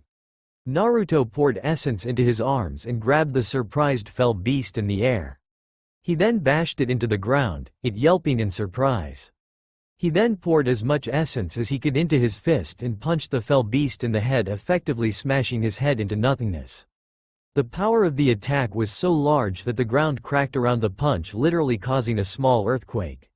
The large orc yelped and fell down while the others clung to whatever they could hold on to. Naruto was surprised himself and looked at his fist as if it was not his. The orc got up angry and confused. "Hey, what did you do that for? Even for me that was overkill." Naruto looked at him and replied on Orcish, "I never knew I could do that." The orc's brow rose and he replied back in Orcish, "So you can speak our language? I must have been with us before." The orc raised his hand. "I'm Thrognash, emissary to Warchief Thrall." Naruto took the powerful grip and replied with his own, "I'm Naruto, no Lynx." Thrognash, satisfied with the handshake, let go and brought him over to the others. He then pointed at the wolfcoat-covered orc. "This is Thraggar, an elite shaman." Thraggar nodded in his direction and raised a clawed hand. He then pointed to the woman. "That is Valera, our resident blood elf mage." Valera walked up Naruto and slid her hand down Naruto's torso. "Hello, stranger." Naruto smiled and replied, "Hello, beautiful." Valera covered her mouth to hide her smirk and she walked away. Thrognash had a sweat drop fall behind his head and he snapped out of it, looking around. "We also had a Forsaken Ranger with us, her name is." Just then the pale woman stepped out of the bush holding Naruto's short sword. "It took a while, but I got this out of the tree. Thank you, stranger, for saving my life. My name is Alshira." Naruto accepted the sword and felt her hand brush over his. "The pleasure was all mine." Naruto then walked over to the bodies and retrieved his other short sword and warhammer. Thrognash then asked the question that was on the group's mind. "Naruto, what are you doing out here?" Naruto sheathed his swords and slung the warhammer on his back. "I am traveling through this world, trying to discover what is out there and looking for answers." The entire group raised their brow and got slightly suspicious. Thraggar then crossed his arms. "Alone?" Naruto then shrugged and scratched his head. "It may not have been the best idea. I was out here for a week encountering only undead." The others' s bulged. "This man survived out here alone, for a week?" Thrognash's s burrowed and he looked back at the magicians. They looked at him, sensing his question. They crossed their heads. He was not undead or enchanted. He was telling the truth. Thrognash started laughing out loud. He then clapped Naruto on the shoulder, almost buckling him. "You must be truly formidable to wander around for a week alone in the Plaguelands." Many people have been known to die in the first day. Soldier or not, you heading out anywhere in particular, Naruto? Naruto shook his head in reply. Frognash grinned in response. Well then, you're coming with us to Undercity. Naruto raised his brow at the statement that Frognash had made. Despite traveling and adventuring, he did not want to go to an undead society so soon after killing so many of them with Brandon and the others. However, he did not also want to risk offending these people since they were highly skilled and the two elves were hot. Naruto started giggling on the inside until he remembered Trey. He then compared the two thoughts in his head. Trey, or two hot elven chicks. Trey or two hot elven chicks. Trigger two hot elven chicks. Trim or two hot elven chicks.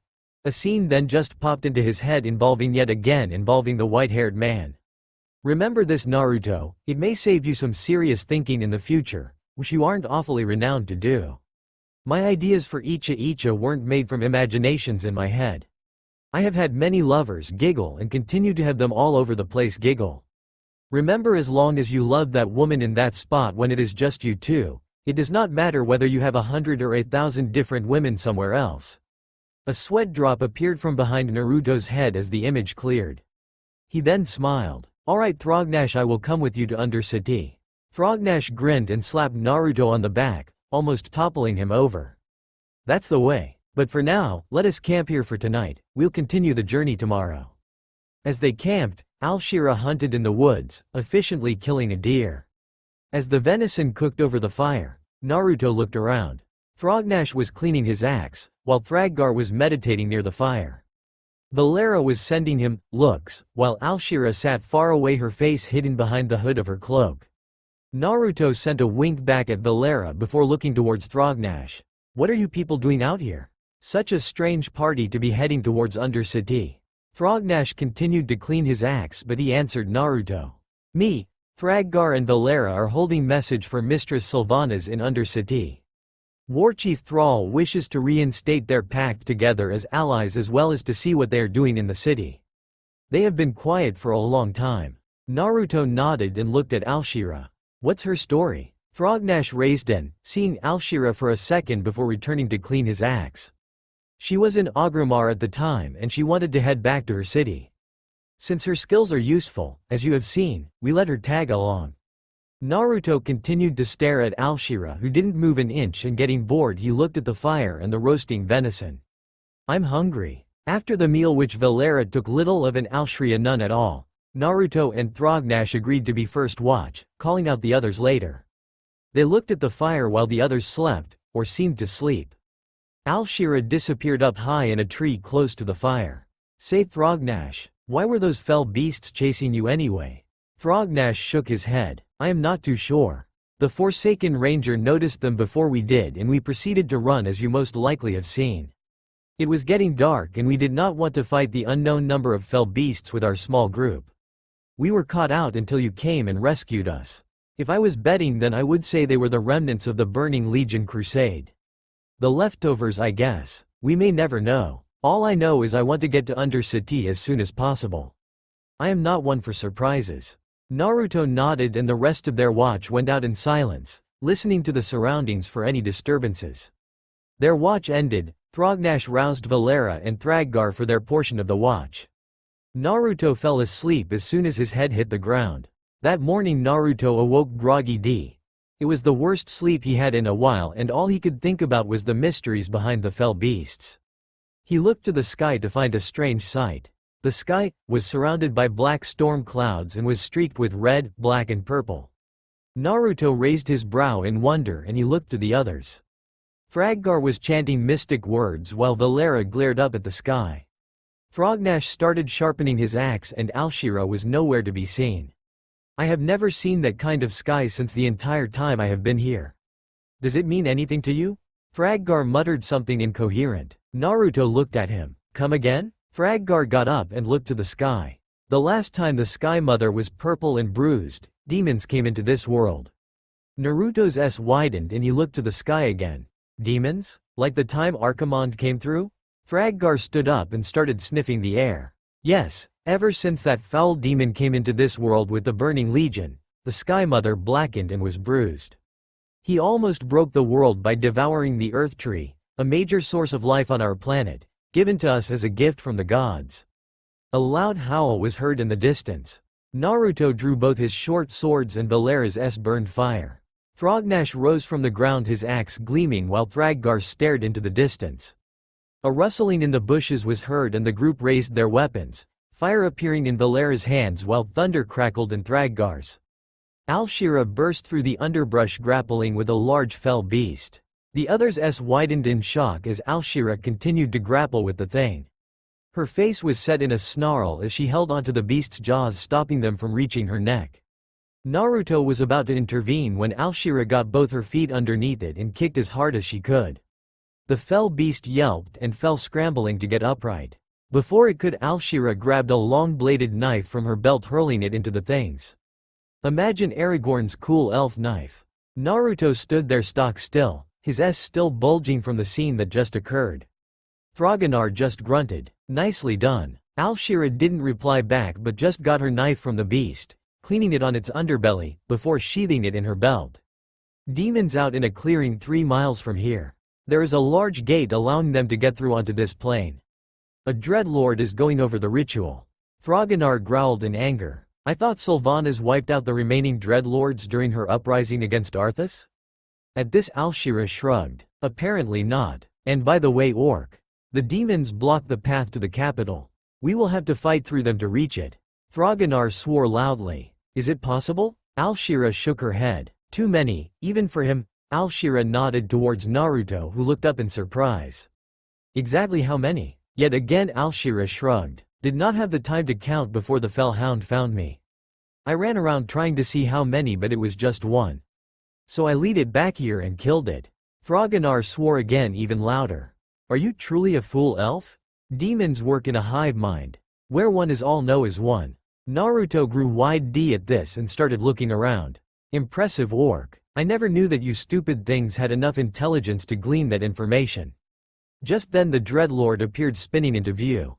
Naruto was surprised by the appearance since he never saw a dreadlord before.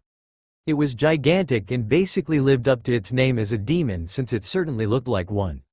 It was bald with 2 great horns pointing out of its head. Its armors had skulls covering every inch of the breastplate, and it had no feet but instead goat legs with fur covering the thighs up the mid-calf. It had great bat wings and its hands were taloned, the nails extremely long and sharp. The aura that permeated around it was pulsing red, and the plants and grass around it darkened as their life energy was taken into the demon. However, the others did not stall like Naruto did. Valera sent fireballs in its directions while Thraggar sent a constant stream of lightning in its direction. The dreadlord batted the fireballs away and absorbed the lightning into his hand. With a smirk, he sent the lightning back at Thraggar. Naruto, kicked out of his stupor, ran in front of the shaman, absorbing the lightning in his short sword and shoving the other sword in the ground. The lightning went through the sword into Naruto's arms, but instead of going through his chest, it went the most direct way and went out through the other sword, earthed in the ground. Naruto's arms were severely burned, as well as his upper chest, which could not avoid the lightning. If the lightning strike was jagged as it would have been from a true storm cloud, it wouldn't have mattered if Naruto's sword was earthed in the ground or not. He would still be fried alive, since that kind of lightning would have went everywhere. Naruto fell to his knees from the burns inflicted. Alive, but wounded. The dreadlord raised an brow in surprise. "Impressive. I never would have thought to see a human risk his life to save an orc." Thrognash could not hold his temper in anymore. "What are you doing here, dreadlord? Don't you know? Archimonde is dead. The Burning Legion has no power anymore." The dreadlord was silent for a minute before he openly started laughing. "You truly are a mascot to your race. How stupid you are, orc. I do not serve the Burning Legion. I serve a stronger and far better master. However, he does not wish to be revealed so early in the events that are which to come. However, you seem to be nuisances, so I bid you adieu and have fun." The dreadlord disappeared, and instead demons replaced where he was, fell beasts, and black human-shaped demons with wicked sharp swords, some carrying whips with barbs at the tips. What they all had in common was their dark armor and the black aura that covered them, giving them a horrific visage of shadows. Valera had a sharp intake of breath. Thrognash inched close to Valera. "What are they?" "They are what we call the Shizmanian. Killers in shadow, also known as the Shadow Folk.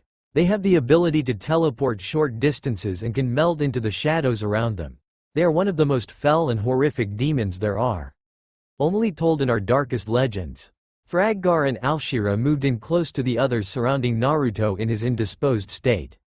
Can we hurt them? Valera shook her head. I do not know. I heard they are invincible. Naruto stood up from the ground, surprising the others. Nothing is invincible. A cloud then covered what rays shone through, and then the fell beasts lunged while the shadow folk melded into the shadows. Valera released a fireball, totally engulfing one of the beasts. Thrognash sent up a war cry and dove into the fell beasts, hacking and slashing. Fraggar chanted spells, pointing a finger at Thrognash.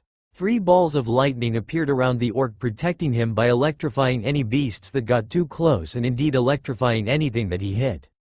Alshira, her bow lost from the surprise attack from the fell beast before, stayed close to Naruto, who she felt needed protection. Naruto looked at his arms, which were deeply charred. However, he felt the feeling of renewed flesh replacing the burned, and again after a few seconds felt feeling in his arms again. He sighed and picked up his short swords off the ground. Alshira looked at him in shock. You are better? How is that possible? Naruto just grinned. I'm special. He then handed one of his swords to Alshira before flinging the other one into a fell beast that was behind them. It yelped and died without a second thought, falling to the ground. He withdrew the sword from the dead fell beast and cried out before leaping onto the one that was grappling with Fraggar. He quickly shoved the sword down through the neck of the fell beast. Valera, her blazing, raised her hands before joining them in what looked like a dragon head. Fire then came out of her hands, pointed out at the rest of the fell beasts. Fraggar, not to be outdone, sent jagged thunder into the flames.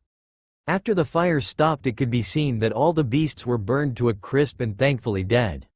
The area around them was eerily quiet as the party gathered in a circle looking at all directions. Just then one of the shadow folk appeared inside the circle and stabbed Valera in the back. Her scream pierced the air as she fell, the shadow warrior falling back into the shadow. Naruto knelt down, inspecting the wound. It's deep and it pierced a lung. If we don't help her soon she will die. Thrognash swore. Come out into the open, you scum. Face me like a true warrior. There was no response. However, another of the shadow folk appeared in the shadow of a tree and brought up its arm before flicking it, the whip in his hand snapping around Thrognash's neck, choking him and dragging him with inhuman speed back to the tree. Naruto shouted out and started running in the direction of the tree. However, Alshira just drew her dagger and flung it as hard as she could. It pierced the thing's shoulder. It cried out and melted back into the shadow, the dagger falling out and the whip letting go of Thrognash. Naruto picked Thrognash up, who was rubbing at his neck. Damn cowards! Valera started moaning and she grew paler by the minute. Naruto looked at her and at Thrognash. We need to end this quickly. We know they can be hurt. Therefore we can kill them. Thrognash continued to stare at the surroundings. But how do we catch them? They meld into shadow. Naruto didn't reply when a flash of lightning burst into the sky, fully illuminating the area. Just then all the shadow folk could be seen, 2 creeping behind Naruto and Thrognash while the other 3 were surrounding Alshira and Fraggar. Naruto and Thrognash shouted out, Naruto swiping his sword through one's neck while Thrognash made a downward swing that chopped the shadow warrior in half. Both dissolved onto the ground. Fraggar sent 2 lightning blasts into the 2 of them while the last one disappeared from sight. Alshira was steady, gripping Naruto's sword two-handed. Another lightning strike lit up the sky and Naruto glanced to see the last shadow warrior raising his sword up behind her. He shouted out and flung his short sword to see it impale into the warrior's head right next to Alshira's neck. Alshira turned around and saw the warrior for a split second before it dissolved into the ground, Naruto's sword falling. Naruto quickly rushed to Valera and put his hands over her back, a green glow emanating from his hands. The wound sealed up, but Valera was still deathly pale. The others ran towards them and saw Valera's complexion. Fraggar knelt down beside them. She is still pale human. Naruto nodded furiously while his hands still emanated green. I know. The sword was poisoned. However, my skill runs out at healing wounds. I do not know how to draw the poison out of her. Fraggar nodded. Do you understand what the poison is doing? Naruto nodded. It is going directly towards her heart, slowly degrading it. It will take a few days, but it will kill her. Fraggar then reached into his pouch and got herbs. He looked at Thrognash. Quickly get some water, a river is 30 meters from here to the south. I will need it to counteract the poison. Thrognash nodded and ran towards the south, his water gourd in his hand. Naruto glanced up at the shaman. Do you know how to counteract it? Fraggar shrugged. It sounds awfully like snake poison, which goes straight to the heart. Usually if I knew what snake I could administer an anti-venom, but since we don't know I will go with the one that I do know. The Girawinga. Its venom acts as this poison does. And I have the necessary herbs and plants necessary. But I need that water. Thrognash lumbered back holding his water gourd. It spilled water from the top, but Thraggar did not care, snatching it from Thrognash's hand and quickly pouring the herbs and various plant leaves into it. He then reached slowly into his pouch, pulling out a small vial. The liquid inside it was black and he opened it slowly, pouring one drop into the gourd. He then put his finger on top of the hole to block it and quickly shook it, making sure the ingredients mixed. He then poured the mixture in her mouth. She chalked at first but got the mixture down. Fraggar wiped the sweat from his face. It will take 1 day for her to recover completely from the poison. However, since the ingredients are extremely potent, someone will have to stay with her at all times because she may suffer nausea and hallucinations. The Girawinga is one of the most deadly snakes in the world, and it creates thoughts of death and suffering within the poisoned person's mind. Its poison is made for suffering and eventual death. I don't even know why it exists. Its purposes are extremely stupid. Naruto nodded. I will stay with her. Naruto sat on the hill gazing out over the horizon as he collected his thoughts. The battle with the Shadow Warriors the day before and the aid he had given to Valera all weighed heavily on his mind. Naruto was with a pink-haired woman, her hand clutching her other arm tightly, her green eyes downcast. Naruto, I met someone, I'm sorry, I did not mean for this to happen, but it did. Sasuke, I'm sorry. Naruto felt a tear slide down the side of his face. He wiped it and brought the wetness up to his. What is this? Another image now appears with Naruto walking up to a flower shop. Naruto, his head down, walks up to the door, marked, Imanaka Flowers. He knocks on. A blonde girl, her long knee-length hair tied in a ponytail, opens the door only wearing a large t-shirt that covers to her mid-thigh. Naruto, what's wrong? It's Sakura, isn't it? Damn it, girl. I thought she would be better now that he had returned, but now, oh Naruto, I'm sorry. The woman grabs his arm affectionately and starts rubbing it. She sees his downcast face and brings him in for a hug. Look Naruto, why don't I make it all better? The woman then leads him inside. Another image but different flashes into his mind of the same pink-haired girl, but this time her face was riveted in anger, her green eyes aflame. I heard you went to Tenten's house yesterday? And Hinata's the day before that. And Shu Lin's and Mei's and Rei's and Clara's and Nicole's and Yona's and even Ino. Why would you do this to me? Am I all that is to you? Just a lay? Look, I'm sorry about Sasuke, but I'm over him now. Come on Naruto, come with me. This time, anger just filled his heart. For some reason, although this image was disconcerting, it filled him with dark happiness. Sakura was shown that Naruto, despite being with her, could just as easily go with anyone else he saw fit. Anyone. With this, the girl lost her power. With this image came along another picture. One of red ass and a wide toothy grin. Naruto shuddered as the image was stuck in his mind. He subconsciously grabbed his stomach. He looked down, confused. What was this gesture to him? What did it mean? His head was aching from the memories that entered him, and he just thought to look out at the horizon again. Arms dressed in red circled Naruto's neck, and as he turned around to see who it was, he was met with a searing hot kiss. Surprised, he wrapped his arms around the body that suddenly overpowered his, and he fell to the grass, his lips still planted to the bloody beauties. She winked and she let go, bringing her nose in to touch Naruto's. Hello stranger. Naruto smiled and grabbed Valera's neck, bringing her in for another kiss. Trey could wait. Naruto and Valera walked back to the camp acting as if nothing had happened. Naruto sat next to Thraggar while Valera sat by herself looking around.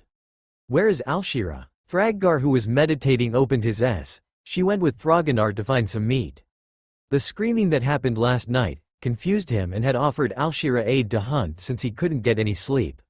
Valera had the decency to blush while Naruto sat back, his mouth placed in a wide and cheeky grin. Thraggar just chuckled and closed his S again. Naruto stared out into the forest looking out for Alshira and Thrognash. Valera started to stare at Naruto, but once finding that he was not going to respond, she started creating flames in her hand, twirling them around. Naruto saw this and was intrigued. He got up and sat next to her, forcing her to stop and blush at his intense stare. What is it? Naruto grabbed her hand and looked at. He ran his hand over it, the palm and every finger. Valera blushed and her face turned flame red, but she did not stop his touch. After thoroughly touching every nook and cranny of her hand, Naruto frowned. How do you do that? It was Valera this time that raised an brow. Do what? Naruto then looked at Valera's face. Create fire. Valera looked at Naruto as if he joking. Once finding that he wasn't, she started laughing. You don't know how fire is made? It is through a manifestation of my mana. Naruto raised his brow. Mana? What's that? Valera crossed her arms over her chest, swelling her breasts. I guess the best way to put it is a pool of power within me, within all of us, and by manifesting it and putting it into a shape, we could create objects or swell our physical power. I use my mana to create fire, while Thraggar uses it to create lightning. Naruto smiled. Cool. Does that mean I can make fire and lightning too? Valera laughed again. No, silly. We all have an affinity for an element. Thraggar and I have an affinity for fire. Naruto frowned at this comment. But wait, fire isn't lightning. How can he make lightning if he has a fire affinity?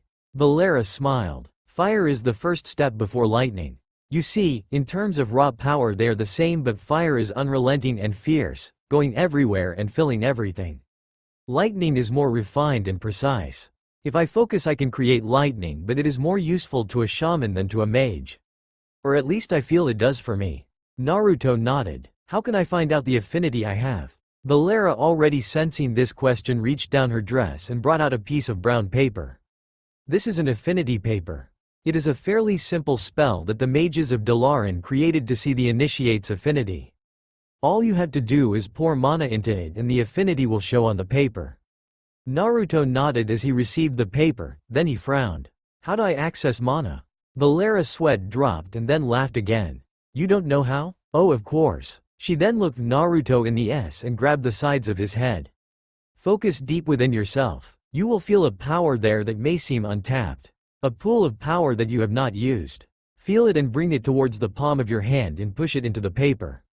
Naruto nodded and focused within himself, meeting the pool of power quite easily. He then pushed it through his palm into the paper.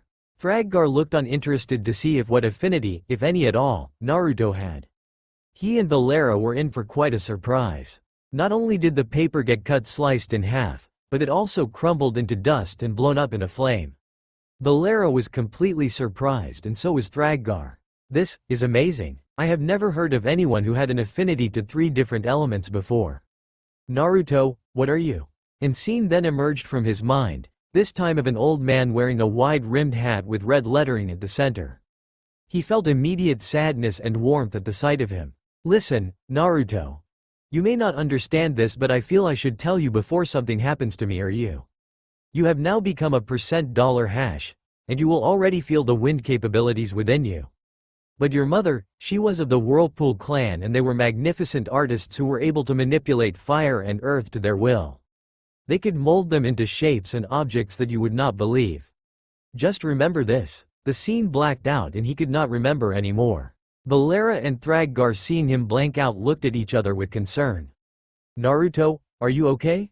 Naruto's head snapped up and he looked at them. He then smiled. Yeah, I'm fine. Now since I have an affinity for fire, are you going to teach me now? Valera looked shocked for a minute before smiling. Sure Naruto, come here and I'll show you. Valera for the rest of the morning started teaching Naruto the basics of fire manipulation, and the various spells and incantations that were required for casting these spells. Naruto frowned after hearing this. How come I have to chant these spells? They seem awfully complicated, and I have never seen you shout them out when you fire your fireballs or raise your firewalls. Valera smiled. Although I don't seem like it, I have been spell casting for 22 years, and after a while you get a feel for how a spell works. After a while you don't need to chant it anymore and just think it and the spell will come out.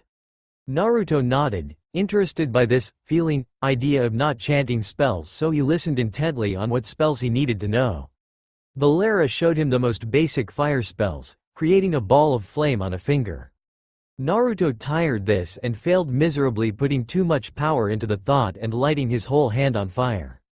Fraggar fell out of meditation, laughing his head off, while Naruto ran around clutching his hand, which was still on fire, while Valera chased him, telling him how to stop the flames. Shortly after the incident, Thrognash and Alshira returned, having caught a fairly large boar. However, Naruto's glee of seeing such a large pig was dashed away when they saw the look on Thrognash's and Alshira's faces.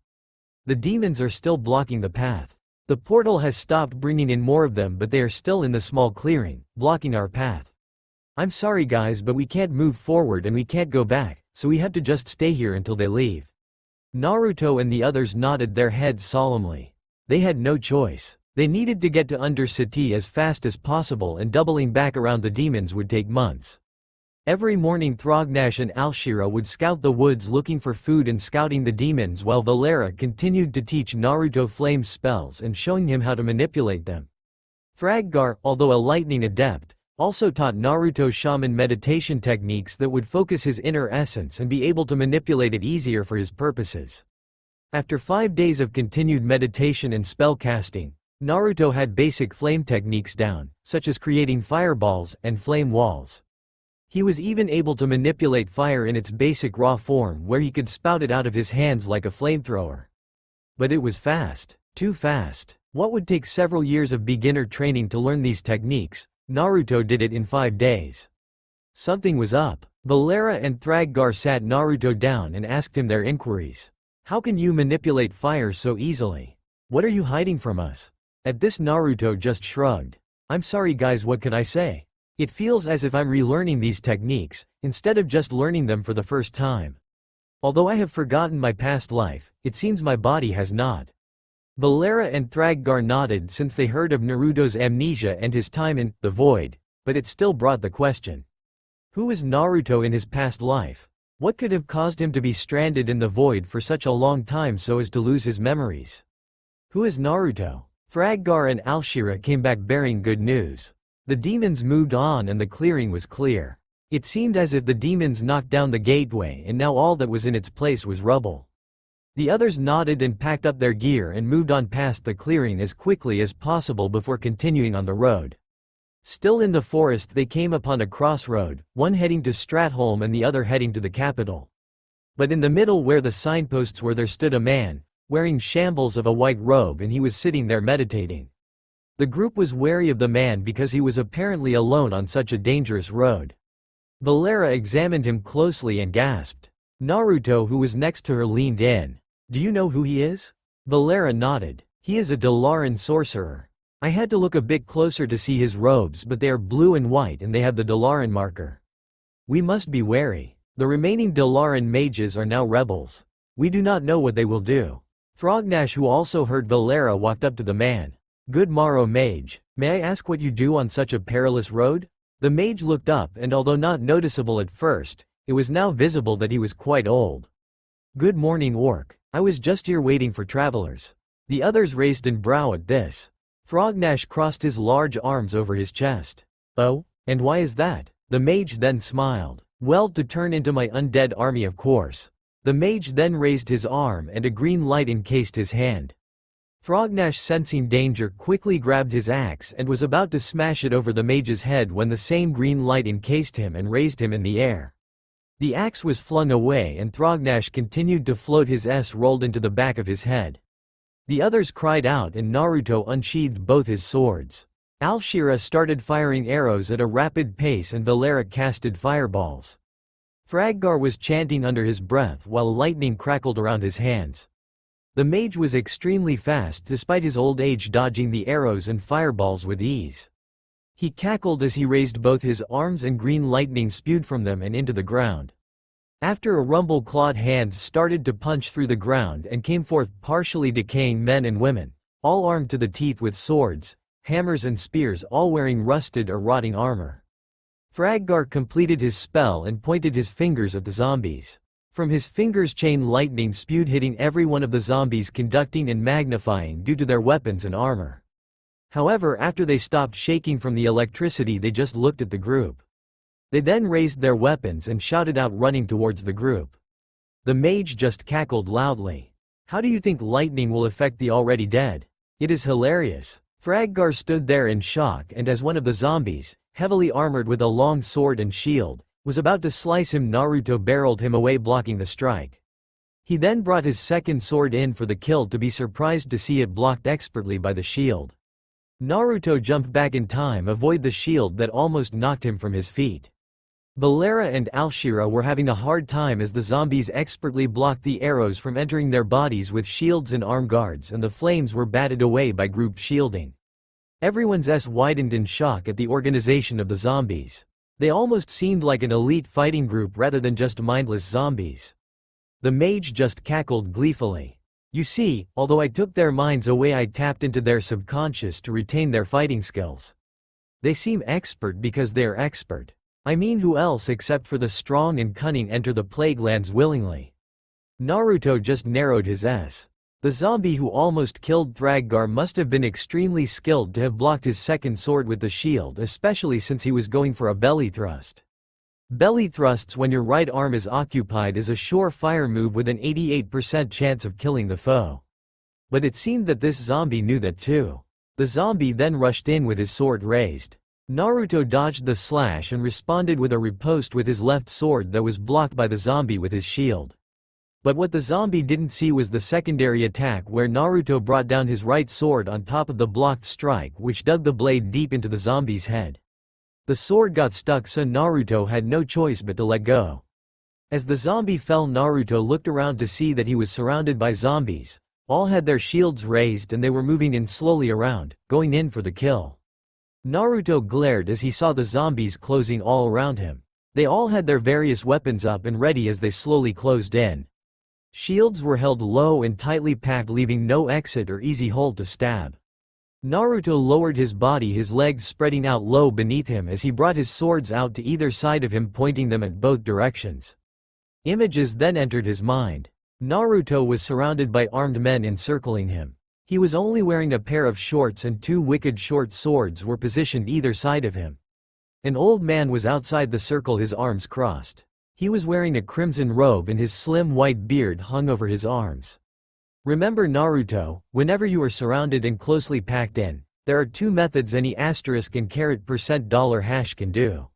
One is to dig underneath, the other is to jump above. But you, I will not allow any of these methods. You, Naruto, must find your own method of escape. It does not matter which, but you must do it this way. You see, Naruto, for you to surpass others, you must not use other people's methods. You must forge your own path. If you use either of the methods aforementioned, I will cut you down myself. Naruto narrows his S and screams out. Naruto rushed towards one of the shield bearers, both his swords either side of him. He then turned using a half step so that he is parallel with the zombie in front of him, and bringing both his swords to his chest, he pours essence into his arms and feet, jabbing 1 foot deep into the dirt and lunged out, stabbing with his left sword, then his right. His body was a straight line as he speared through the shield-bearing zombie, the long shield cracking under the force of the first sword and then shattering as the second sword hit. The zombie was dead, again, before he hit the ground. The other zombies stared in shock as they saw the man shatter a thick, long shield with just his two swords and effectively killing the man behind him. There was little hesitation before the other zombies rushed in. Naruto quickly counted how many. 12 skilled undead men and women were rushing him, while 2 stood back throwing spears and arrows. Naruto ducked down as a spear nearly decapitated him. A woman wearing a tight leather breastplate and leather leggings and boots slid towards him, her short stabbing sword pointed at Naruto's head. Naruto did a vertical flat belly jump, using both his arms and legs to jump a few feet in the air, making a star shape as he was in the air.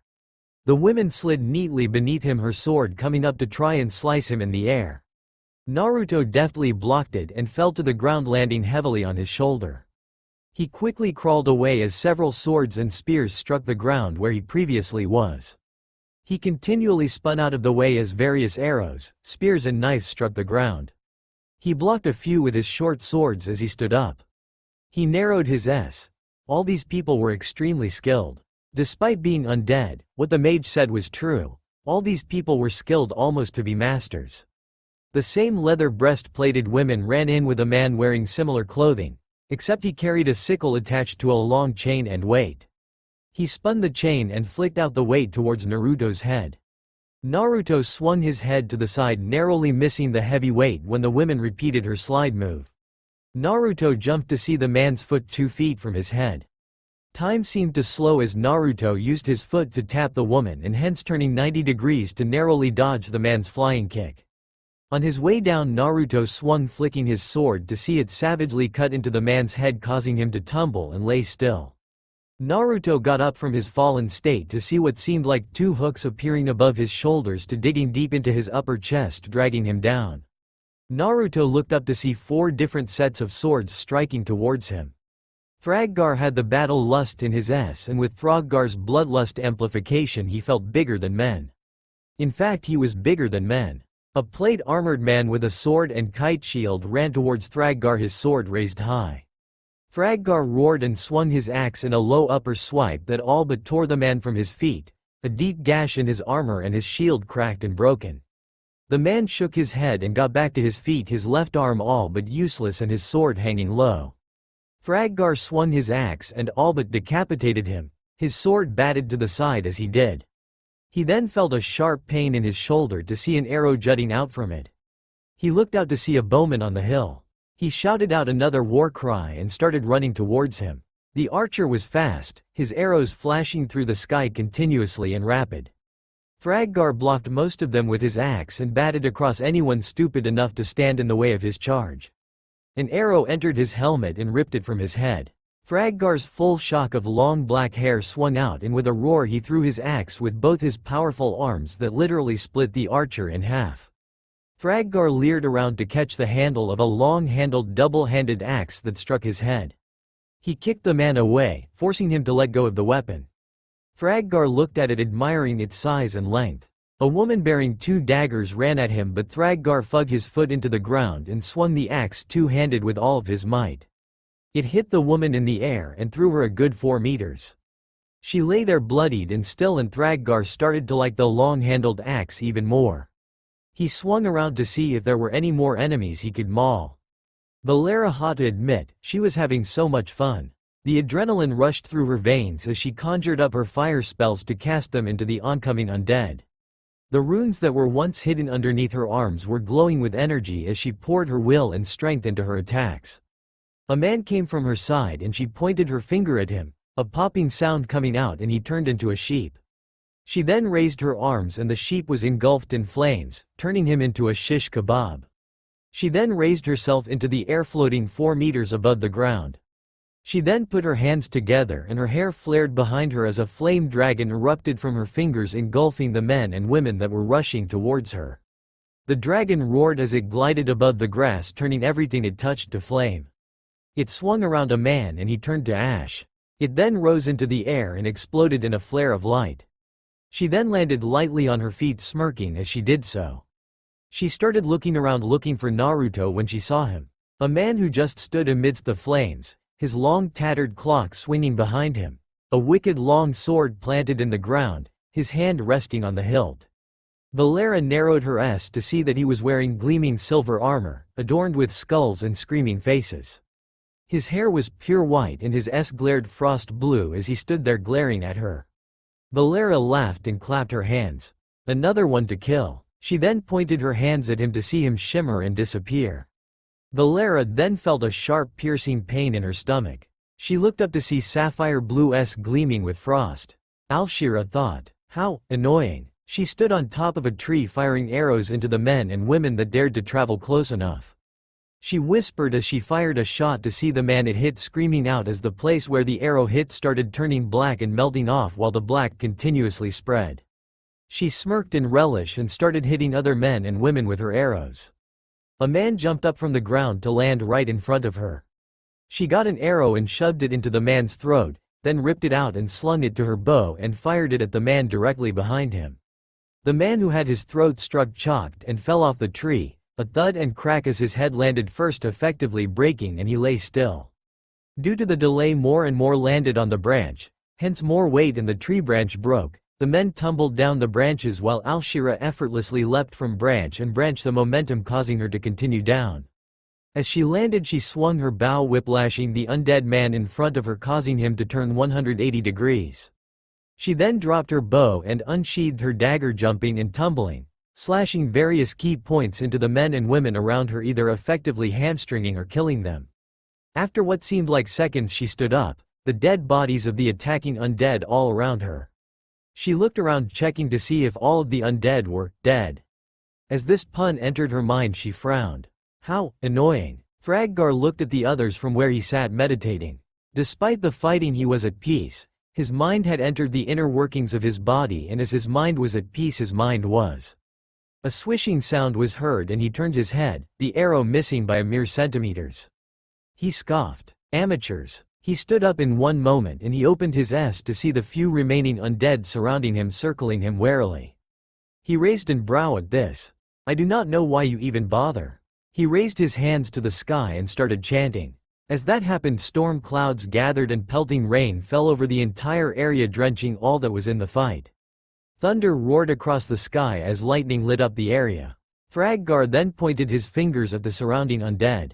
Don't you know? Metal is conductive. Lightning then arced from his fingers, each hitting all the undead around, and as he said, the lightning entered through the tips of various spears and swords that the undead carried.